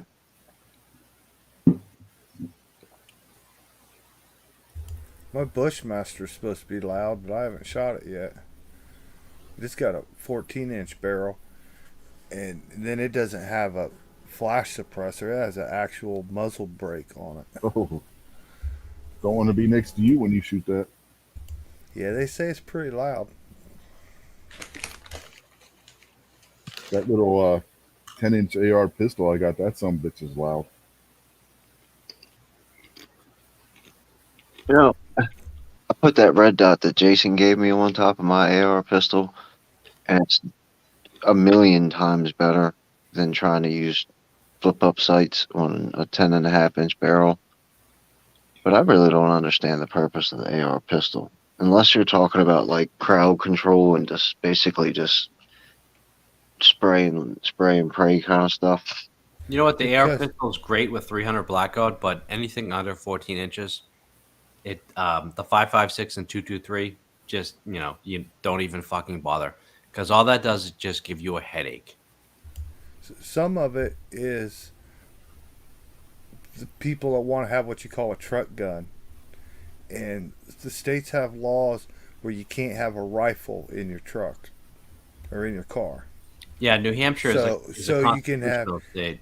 so that AR now is an AR pistol. You see, so now you can build something that you can keep in your vehicle when they wouldn't let you have a 16-inch barrel AR in your vehicle. Yeah, and it also makes it to where it's a smaller weapon for if you're having to clear your house if somebody in an intruder or something. You don't have to worry about having a full size rifle where they can grab the barrel and like move it around and stuff on you as easily. Like when you go around the corner, they can grab the barrel and like try and pull the gun off you. With the 10.5-inch or smaller AR pistol, whether what no matter the caliber, you have a smaller size gun for them to try and do that with. But when you go to the pistol platform, you should change calibers because the 2.23 was not meant to be in a 7.5 to 10-inch barrel platform. So you should No, definitely switch but to a 300 Yeah, blackout. 300 blackout. The Mm-hmm. way to go, man. I fell in love with mine. I yeah, wouldn't even but shoot my 223 no more. I think it is that, and you lose all that velocity, but still, I think a 10.5, 11.5-inch barrel inside your living room, I don't want none. Yeah, You you know, definitely have to I go don't care if suppress. that bullet's going 3,000 or 2,000. I don't think you want none of it. You definitely have to go suppressed. Yeah, I that's the one that I won from the All About Jack giveaway from Scotsman. So that's all. I wouldn't own an AR pistol and the Draco and AK pistol and all that kind. I wouldn't own none of that stuff. Well, But let's be honest. Any round indoors that's not suppressed is not going to feel too good after the fact on your hearing. no, I mean, come on. If you shoot me with a 2,000 foot per second round, I'm gonna be like, please waste my time. If you hit me with a 3,000-foot round, I'm gonna be like, hey, whoa, man, you angry? What's going on? That's not cool. Huh. I have fired 223 at the range and forgotten to put my earmuffs on, and that's pretty fucking loud.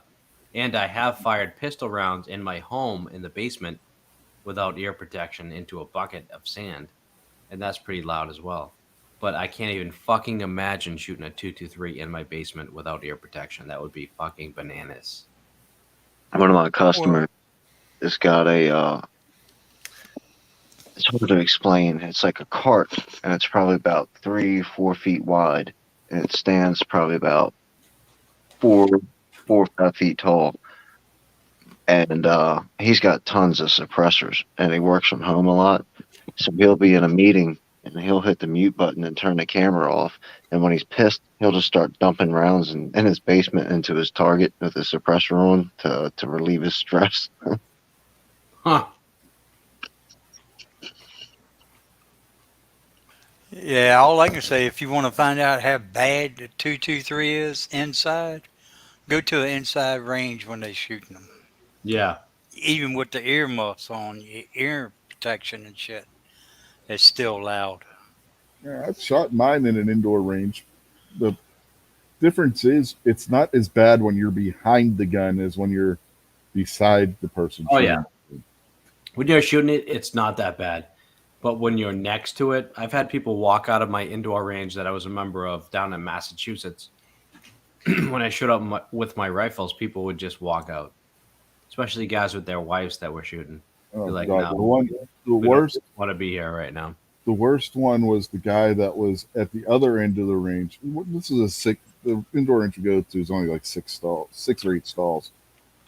And the guy at the far end was mag dumping a fucking goddamn AR-10 and 308 in an indoor range. I said something, and next thing you know, the guy's packing up and leaving. And I just happened to be wearing the hat for the range that day because when you join the range, they give you a free hat with their logo and stuff on it. And I was wearing that hat that day. I wonder if the guy thought I was a range officer or something. As soon as I said something, he packed up and left. This guy, I don't know how long ago it was, maybe a year or so, was either 2 or 3 inches down from me on the rifle side. I go shoot outside, and he was shooting some type of black powder gun. And every time he'd pull the trigger, you just put your gun down and just wait for 2 or 3 minutes because everything in front of you was just a big cloud of white smoke. So I was like, all right, I'm going to pack up and go over to the pistol side. So I packed up, went over to the pistol side. Lo and behold, here he comes. Black powder over there. Every time he pulled the trigger, the entire pistol side would just fill full of smoke. And everybody was like, dude, you shoot once and we've got to stand here for 5 minutes and wait for your smoke to clear. And G23 says, being a range when a Barrett 50 BMG goes off. I've never been to an indoor range where anything above 300 Win Mag or higher was allowed in the range. Chris from the 740 just put out a little video. Yeah, I know. He put out a video with where he shot one at an indoor range. Yeah, I've never personally been in a range that allowed anything 300 Win Mag or higher in an indoor range. Yeah, we have one up here. He said You can rent the 50 cal. Yeah. He said four shots or 4 or 5 shots cost $100. Oh yeah, sure.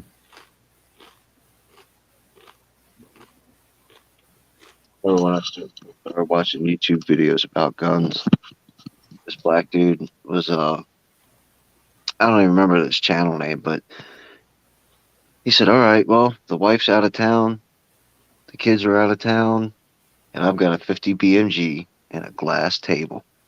And sure enough, he opened his slider, put the bipod on, set the 50 BMG right on his living room glass table, and pop, pop, pop.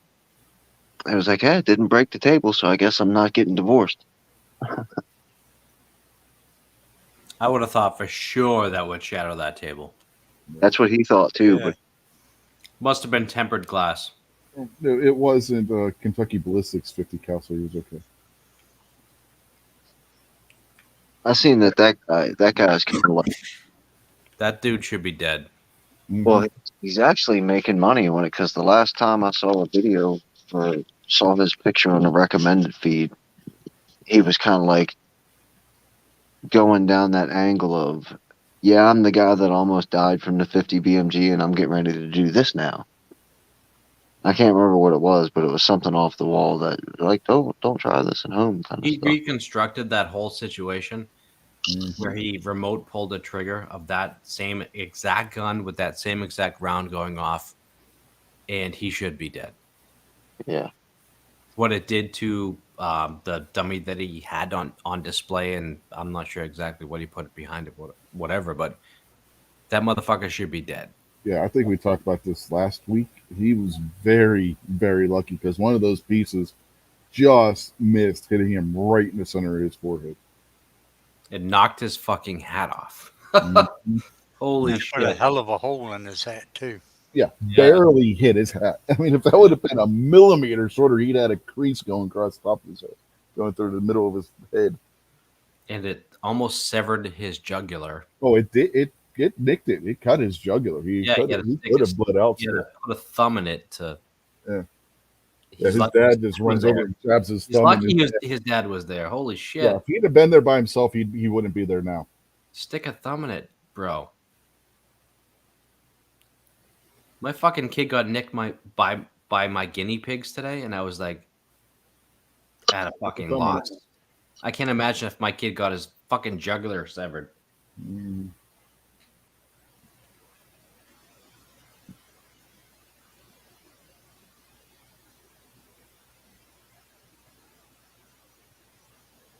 Why is Yeah, that was fucking crazy. Holy shit. G23 says doesn't understand why 50 BMG is $3 a round. Size of the round, material that goes into the round, the amount of powder that goes into the round, the size of the primer used to fire the round, and the fact that it's not in high demand. Shit, at the range, it's $5 a round. That was before COVID. It's probably up now. Yeah, back in the at my old range when you would like on Patriots Day, everybody would show up with their shit and you would charge like a certain amount per ticket to shoot whatever you wanted to shoot. The 50s were $5 a ticket. $5 a round. Yeah, you can the indoor range we go to. You can rent a 50, but they have a special range 5 miles away that you have to go to. It's only for shooting those rounds. That 300, the one 300 Win Mag sniper rifle they have, and something else that they have. I think it's a 338 Lapua sniper rifle that they have. Those three rifles, if you rent them, you got to go to the special range with one of the range officers escorting you. If they only have one range officer on duty, that you can't rent that rifle because they have the policy of the owner of the gun range is there has to be one range officer on duty in the range at all times. So if they only have one who's working that day, you're SOL. Yeah. The first time I sat behind, my friend's got the Ruger Precision and 338 Lapua, and the first time I pulled the trigger on that, I fell deeply in love Yeah. because you That's get that's a big bang. you get this big cloud of just noxious gunpowder air that just puffs right back in your face when you pull the trigger. Okay. Oh, So when you take a rifle class, every time somebody with a 338 Lapua is on the line, the range officer give a warning. All right, the 338's up because it's got a big fucking bang. Yeah, G23 clarified his statement. He doesn't understand why 5 rounds cost $100 when they were $3 a round. Markup. Yeah, that's another one. Like when you're Mark behind up it, it's and- fine, but if you're next to it, you're fucked. And the rifle's like what, $8,000-$9,000. So Depends on which one. You can get 50 BMG that's around 5,000. well, Chris was shooting the Barrett. Yeah, well, not all Barretts are super expensive either. I mean, relatively speaking, shall we say? think the only person you know ish, if you want to count it that way, is with a Barrett is Mr. Big Kid.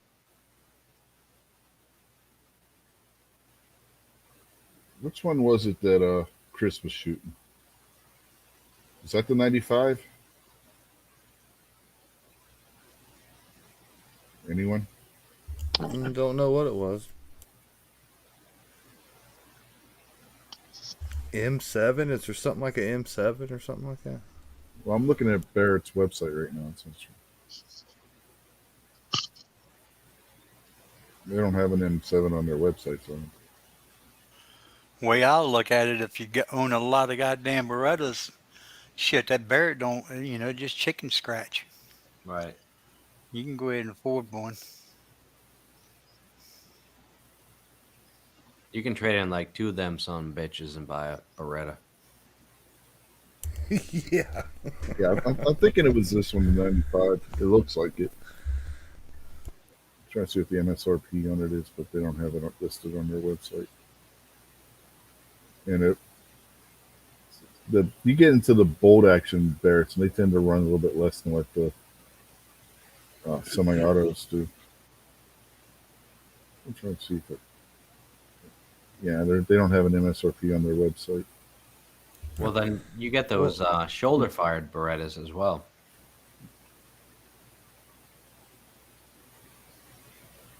Yeah, that's what this one is. The 95 is bullpup bolt action.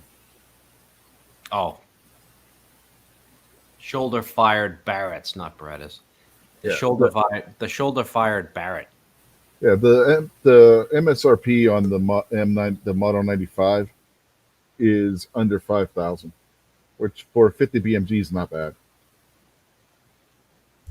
Yeah, but ain't they got one that's like 15,000? Oh, that would be the 82. Apparently, they've decreased the price of the MSRP on those. MSRP on the some of the M92s is under $5,000, 49.67 with a 20-inch barrel.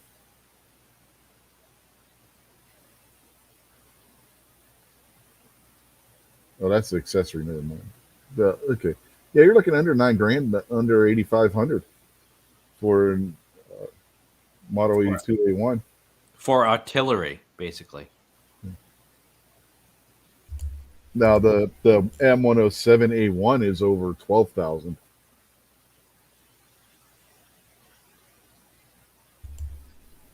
What is this world coming to? A new pickup truck is $70,000, but you can get a 50 BMG for $5,000. Under $5,000, you get a 50 BMG for 4,500. Well, 47. No, 45.82 for Model 99. So They had 46. one. They had one on sale down at one of my local gun stores for like 3,500, Oh, jeez. and it had all kinds of ammo to go with it. I should have bought that bitch. Yeah. The Model 95, which is the bullpup one, 66.71.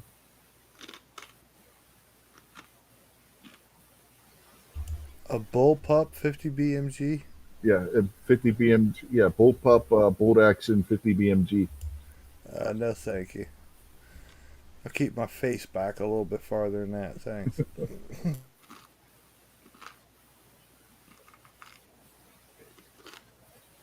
Barrett has the MRAD folding stock rifle.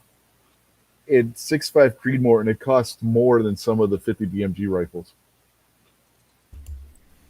It's probably accurate. Oh yeah, that's definitely because of the 6.5. Mm-hmm. Well, they got another model. I'm not sure what it is because of the way this website's written. The SMR, single mission rifle, and that's another one. This is the fixed stock version. The Creed is only $5,000. It's got to be the folding stock, right? How much are their AR-15s? Ridiculously priced. but I'm not seeing their AR-15s on here.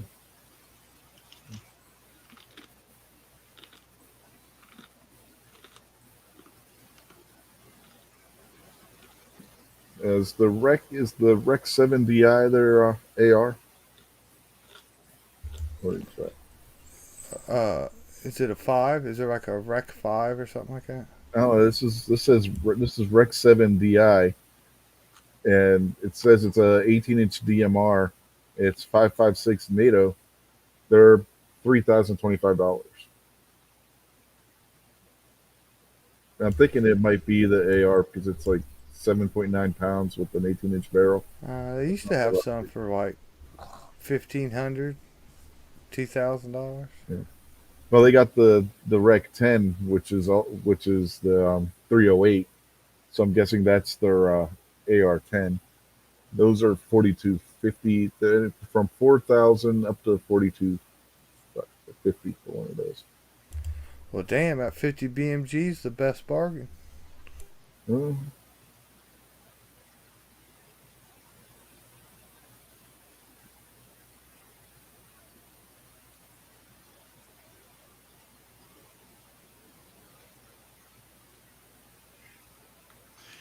Said the only outside place I got to shoot is down at the range, and we can't shoot 50 BMGs down there no more. Yeah, my gun range says no 50s.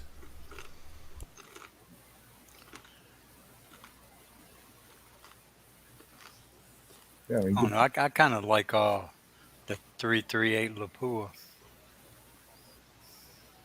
and if you don't mind flat dark earth, get yourself a 50 BMG for $46.99. Red Up Model 99 flat dark earth. That's a bolt action rifle. If you want the semi-auto, you can get the manganese phosphate. Uh, oh, wait, that's 416. No, they got it in 50 as well.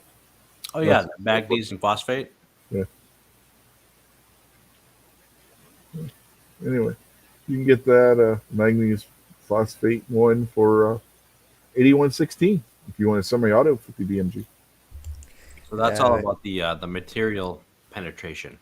Mhm. you can't hunt squirrel here for bottleneck.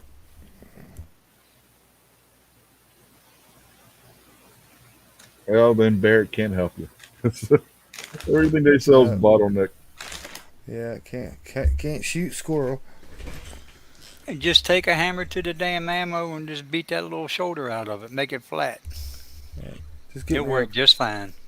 just get me a pipe from Home Depot or Mhm. get an old shotgun. Can't you shoot a 50 BMG out of a shotgun?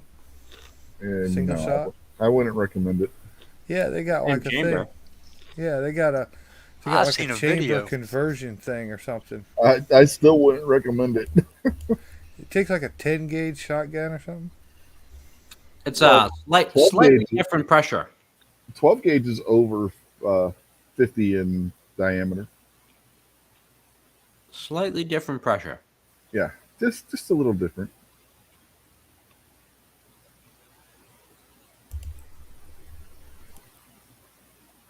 You can always go to Home Depot and get that high pressure pipe. Sorry, G23. Nobody told me you had made a comment to look at the 416. Yeah, the 416s are a little cheaper than the 50s were.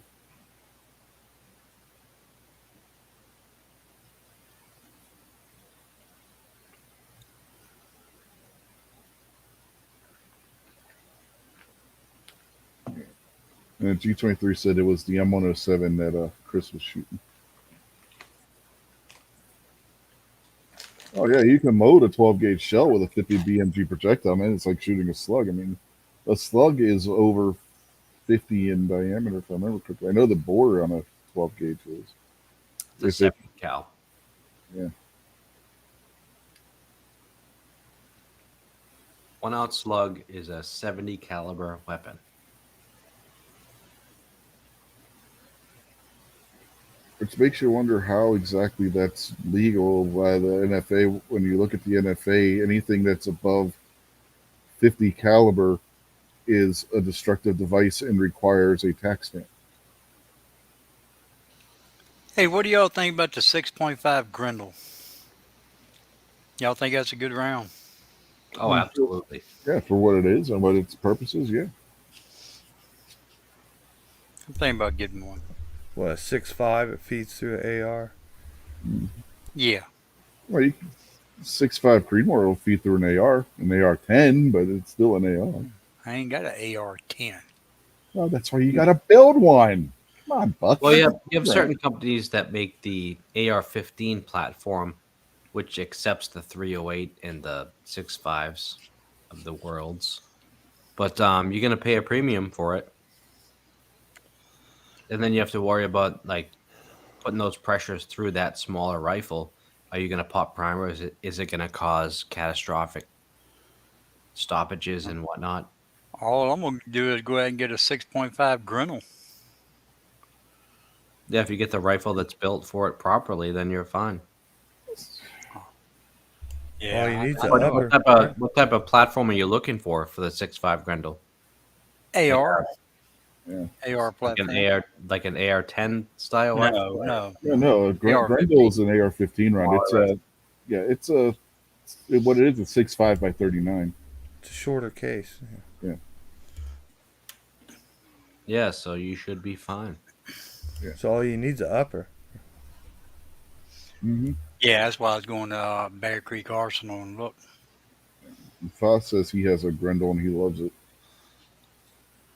You got a 16-inch DM or the pistol?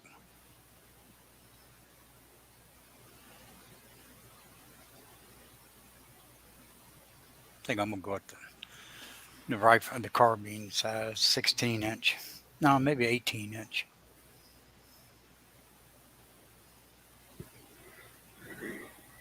Yeah. When I did would we go with the start? six. We started around 10 after 9. So, With the 6.5, I would say the longer you go with the barrel, the better off you're gonna be.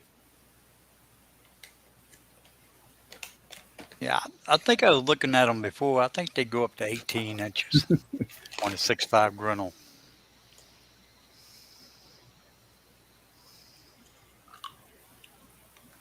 Gary's out there with the jokes.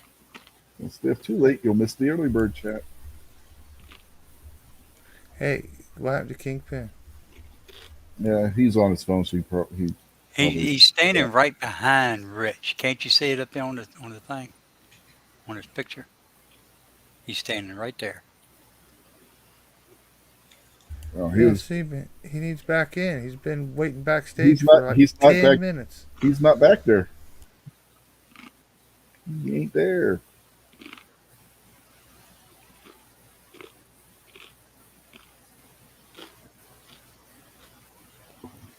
He gave up waiting on you. I wasn't on the damn page for StreamYard, and he's a co-host. If he signs into StreamYard, he can let himself in. Not my fault he's on his phone and forgot to do that.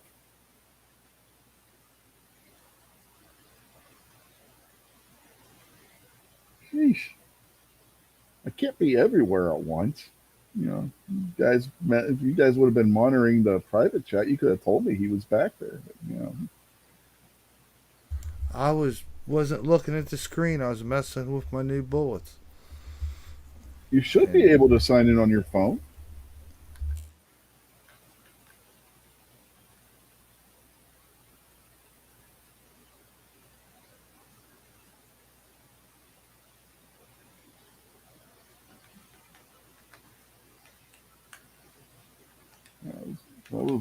We were pricing the rifles and stuff. I can't be over there looking at a price list and over here at the same time. Yeah.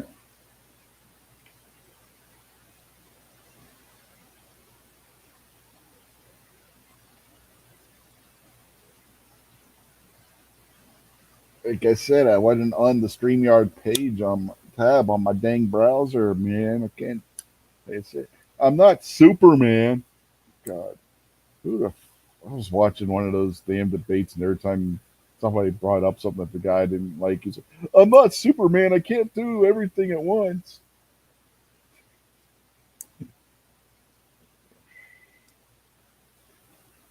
It was the hell was it? It was David Wood, who Kingpin knows who David Wood is. He does a Acts Apologetic 17 channel where he talks about Islam and shit. And he was debating this Muslim scholar, and every time somebody came up with a question that the Muslim scholar didn't like, I'm not Superman. I mean, I'm out there in the chat like, yep, that's it. We're playing a drinking game. Every time he says, I'm not Superman, you got to take a drink. Thank God, no, I don't think anybody was drinking. We would all died of alcohol poisoning that night.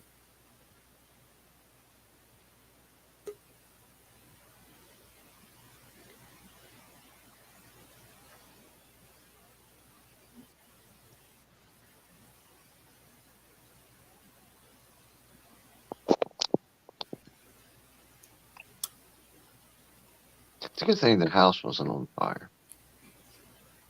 I don't know. These guys just totally didn't even let me know you were back there. I mean, no. Yeah, I see. So anyway, what's the point of a 50 BMG anyway? The 50 BMG was designed to be an anti-tank weapon. Yeah, it goes through stuff. Mm-hmm. Stuff a long way away goes through it. Yeah, following World War One, it was determined if the 50 BMG round would be the premier anti-tank weapon for mobile infantry and whatnot. So that's what 50 BMG was originally designed for. And with tanks from World War One, yeah, it would have been perfectly adequate. By the time they got to World War Two, not so much.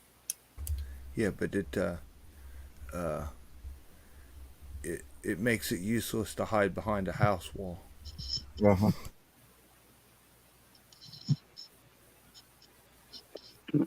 Gary, Bob's, Kevin, hello, Julius. Evening, gentlemen.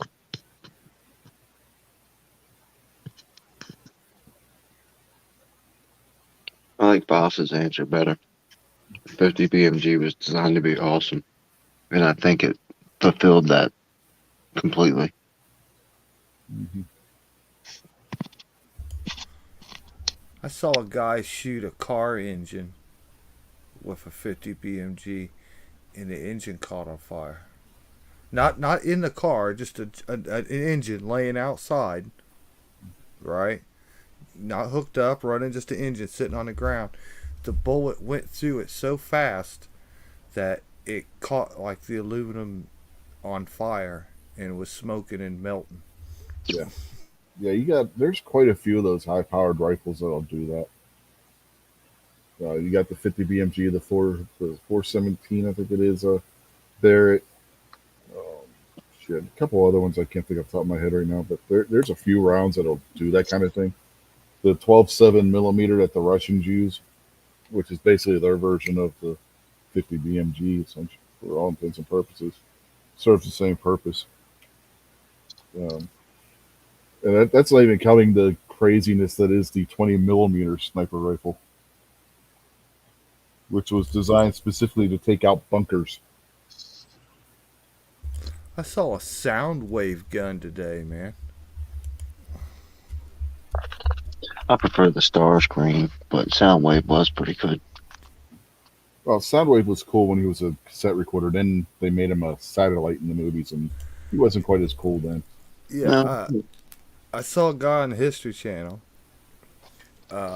He took like a plastic trash can, okay, and in the bottom of it, he cut like a small circle hole, like 6 inches, 8-inch hole, or whatever, in the bottom of the trash can. And on the big open end, the top of the trash can, he put like a rubber diaphragm, like over the whole thing. And he put a strap on it so he could wear it around him like a marching drum, right? And he set up a pyramid made out of styrofoam cups. And he took a smoke machine and shot smoke into the trash can so he could see what was going on. And then he just tapped his hand on the diaphragm on the back, and it shot out like a smoke ring, like when you blow a smoke ring out of your mouth. It shot out a smoke ring to where he could see what he was doing. I don't know, 15, 20 feet away from them cups, and he just smacked the end of the middle of that diaphragm, and it would shoot out a puff like a cigarette smoke ring, and he could aim it, and he was knocking down all those cups with it. It was pretty cool. Yeah, I've seen that. Yeah. Or something similar to that. Well, we've been going for 3.5 hours, guys. I think we need to start wrapping this up. But you're gonna have to go for 10 more minutes because I'm about to light a cigarette. Go get your cigarette after we're done doing the outros. I've got 4, 6,000. Yeah, this is only supposed to be a 1 hour show, and we've already been going for the 3.5. Come on, man. Oh, Well, look at the price tag. We talked about wrestling for about 15 minutes. Now we talked about it for more than 15. 16. Fishing, 50 BMGs. Yeah, Been a good night. politics. We've been all over the place tonight. Yankees a pedophile. Yeah, there was that.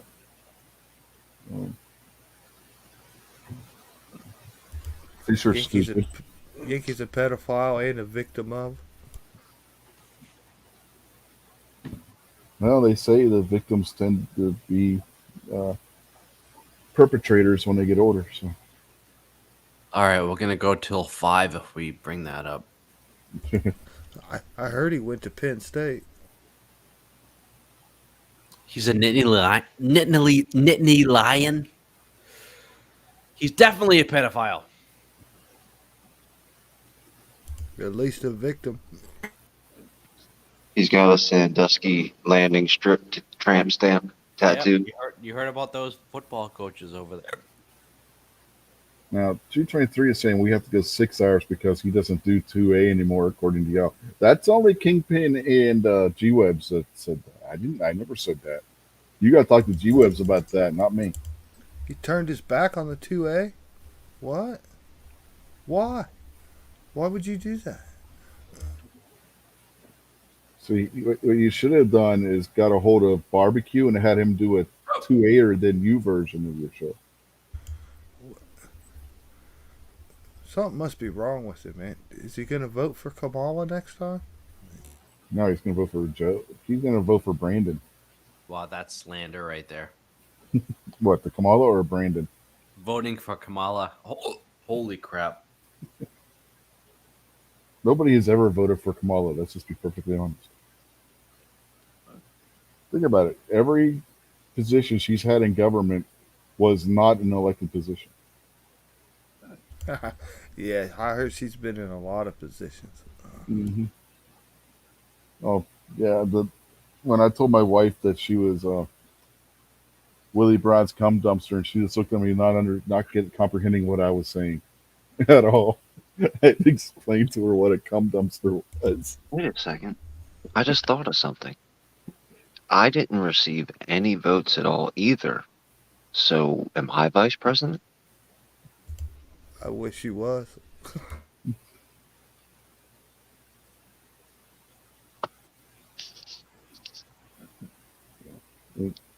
Even when she was, well, she probably got elected to the Senate, but do we really count that? Because how long was she there? She pulled an Obama. Well, no, she was appointed to the Senate, wasn't she?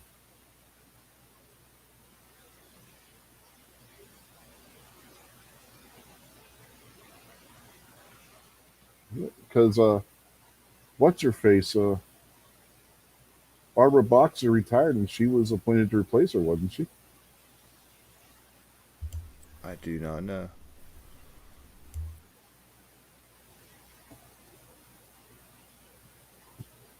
But she literally pulled an Obama. She was only in the Senate long enough to try to get to the White House, but she failed and only made it to the vice presidency.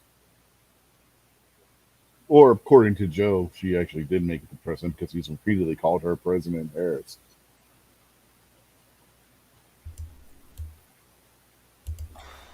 We're not doing a good job of wrapping this up.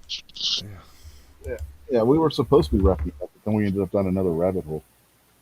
Because somebody said something about Kamala Harris or something. I forget how we got here. So, Anybody got a discount code for Bear Creek Arsenal? yeah, no, no, I I don't wonder if even. Travis does. Travis might. Hmm. He might know one or two people there. I don't know. I just know I got a Bear Creek Arsenal upper from him, which I'm still considering rebarreling.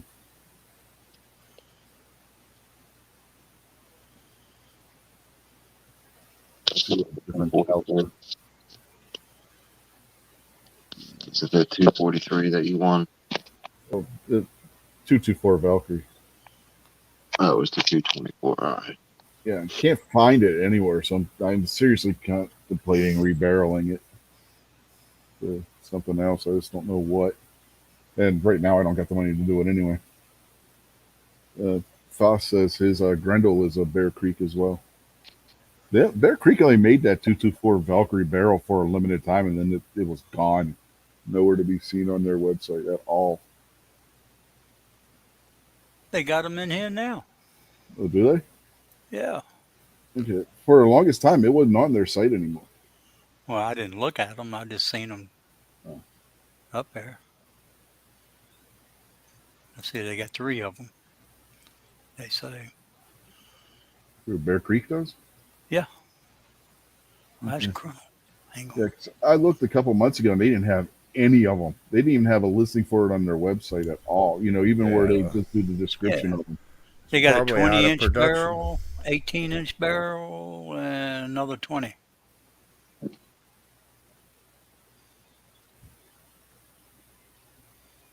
Like, like places if they're just out of stock, they'll do a like a placeholder where it says we're out of order or back order or whatnot. They didn't even have that up for them. They got my Grinnell in here for $254. For just the upper? Yeah. Do they sell just barrels? Oh, just the barrels? Let me see here. Let me go back. Yeah, they AR-15 barrels. Okay. Yeah, I found them. Oh, damn it. I done lost some spot now. Shit.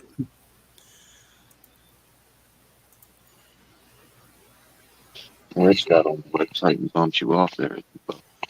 It's $75.99 for a 300 blackout, 16-inch parkerized heavy barrel, 1 8 twist. Foss says you was looking at Bear Cheek instead of Bear Creek. Uh-huh. Yeah, Foss with the jokes. Huh? It was really funny. So if I rebarrel it, what caliber should I go? Ooh, 450 Bushmaster. That's intriguing. Or 350 Legend. Go with the SOCOM. Yeah. Well, we already have a 450 Bushmaster, so that way we'd have shared ammo. I Yeah, should have built that. I should have built that 458 when I was going to. And They got one 350 Legend. yeah, they got 350 Legend too. 120 for I'd like to try 350 Legend. 120 for a 450 Bushmaster 18-inch stainless heavy barrels. Not bad. You know who Eagle Eye Shooting is, right, Jason? Yeah. Yep. Yeah, I'm pretty sure he's the resident 350 Legend guy.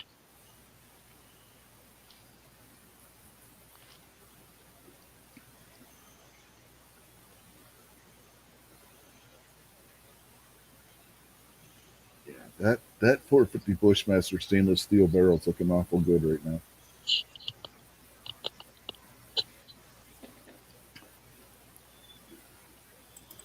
All right, everybody in the chat and everybody on the panel, go buy guns.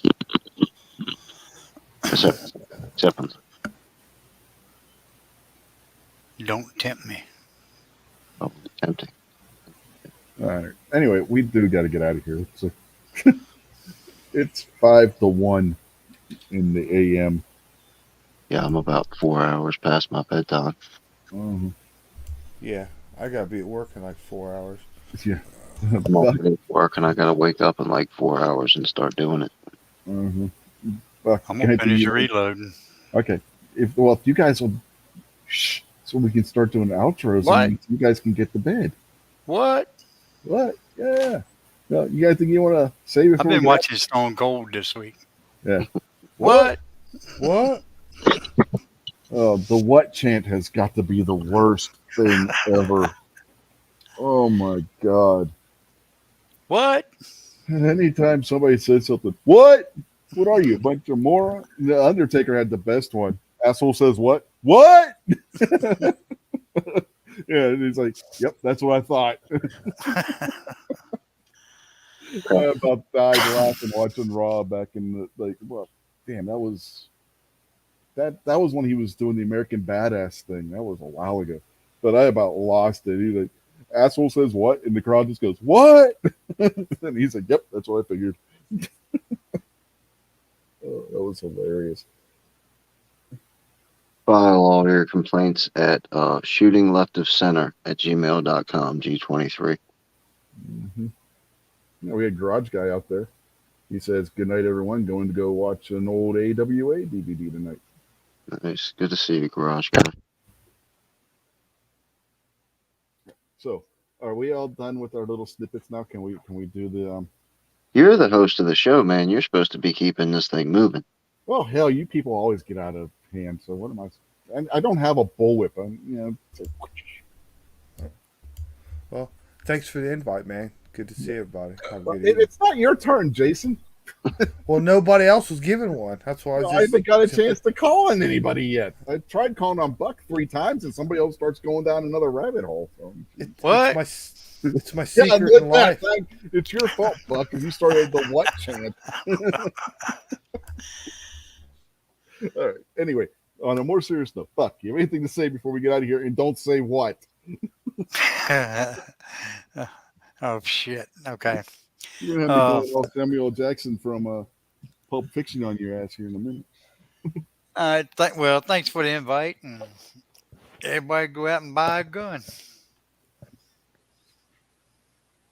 Show that we support the 2A, not like some people out there in the side chat. Mm-hmm. Yeah, who says he feels robbed? It's not my fault you came in here 3 hours after the show started. Go buy a metal gun, right, Buck? Yeah. Hell yeah. Buy a rifle. Metal and wood. Now G23 thinks he's John Cena. So you going to deny Taiwan to G23? Anyway, Jason, what do you want to say? I already What? said it. I already said it. Well, say it again because it wasn't your turn yet. Oh, well, thanks for the invite, man. Good to see everybody. Everybody out there to chat. Have a good night. Damn, Jason, you just said that. Yeah, I know. There's an echo. Yeah, but he was saying it out of turn, so it didn't count. I'm sorry, man. It's one of the secrets in life. I'm an overachiever. And an overworker. And an overspender. Mm-hmm. Oh yeah, we all know that. We cannot confuse you with Rob. You're not a cheap tightwad like Rob is. Rob is. What's your outro there, gun-toting pacifist? Yes. Thanks for the invite, brother. I appreciate it. Check out my channel. I'm trying to stay more active these days. But that's about it. I appreciate it. Yeah, Kingpin's just trying to move this along because he wants to go get a cigarette. I just smoked it. Oh, okay. Well, then why were you complaining? Well, what else am I going to do? I don't know. What's your outro? Yeah, buddy. Yeah, buddy. All right. Thanks, everybody, for showing up and hanging out with us and putting up with all the nonsense that I spit out of my mouth tonight. Appreciate everybody. Everybody have a good night, and make sure you check out Gizzard in the morning. Yep. Yeah. Yeah, do that. It's gizzard season. Rich, what do you got to say? I don't got nothing. I feel bad. I fell asleep during Gizzard's show last night. Oh. Yeah, I didn't make it But- to Gizzard show either. I got to rewatch it. At least I was on mute, so I didn't snort. Yeah, he didn't know, so you weren't getting your name changed. Right. First 15 minutes of Gary's show. Like I'll give him the thumbs up, and then I'll just let it play as I fall asleep. But I was traveling last night, so I had to listen to him for probably like half an hour or so, real quiet. Ever since he changed it to 10, especially on a work day where I'm up at 6 in the or actually 4:15 in the morning to be to work by 6 on Fridays, I can't make it. It's really hard, especially when I have my kids that weekend, to make it to 10 on Friday nights. Yeah, the after chat last night didn't get done until like we didn't stop running our mouths until almost 3 o'clock. But Gary's early bird show is excellent for when you got to work. Throw the Bluetooth Yes, on, sir. radio up, and listen to some good solid conversation. So anyway, I'll have a video later this week, some point, about a gun belt thing that I got from some company called Core Essentials or something. So be looking for that. So there, since Kingpin said I had to do an outro, and I might do a flag video tomorrow where after I put the flag up, I'll just like do a little short video of the flag waving in the wind if there's a breeze tomorrow or what have you. So anyway, Hey, keep it going. I just lit a cigarette. no. On that note, since Buck wants us to keep going, we're going to say good night, and we will catch y'all next week. Have a good night, everybody. You guys are probably really scared right now, and I understand that completely. But I get the better of the deal, and even though it's 3 versus 2, you guys are outnumbered because we're better than you guys. Yeah, we are. We're legends in our own mind compared to you guys. Even though you guys got the egos, we have got the wrestling skill. And this guy right here, we're the Space Cowboys.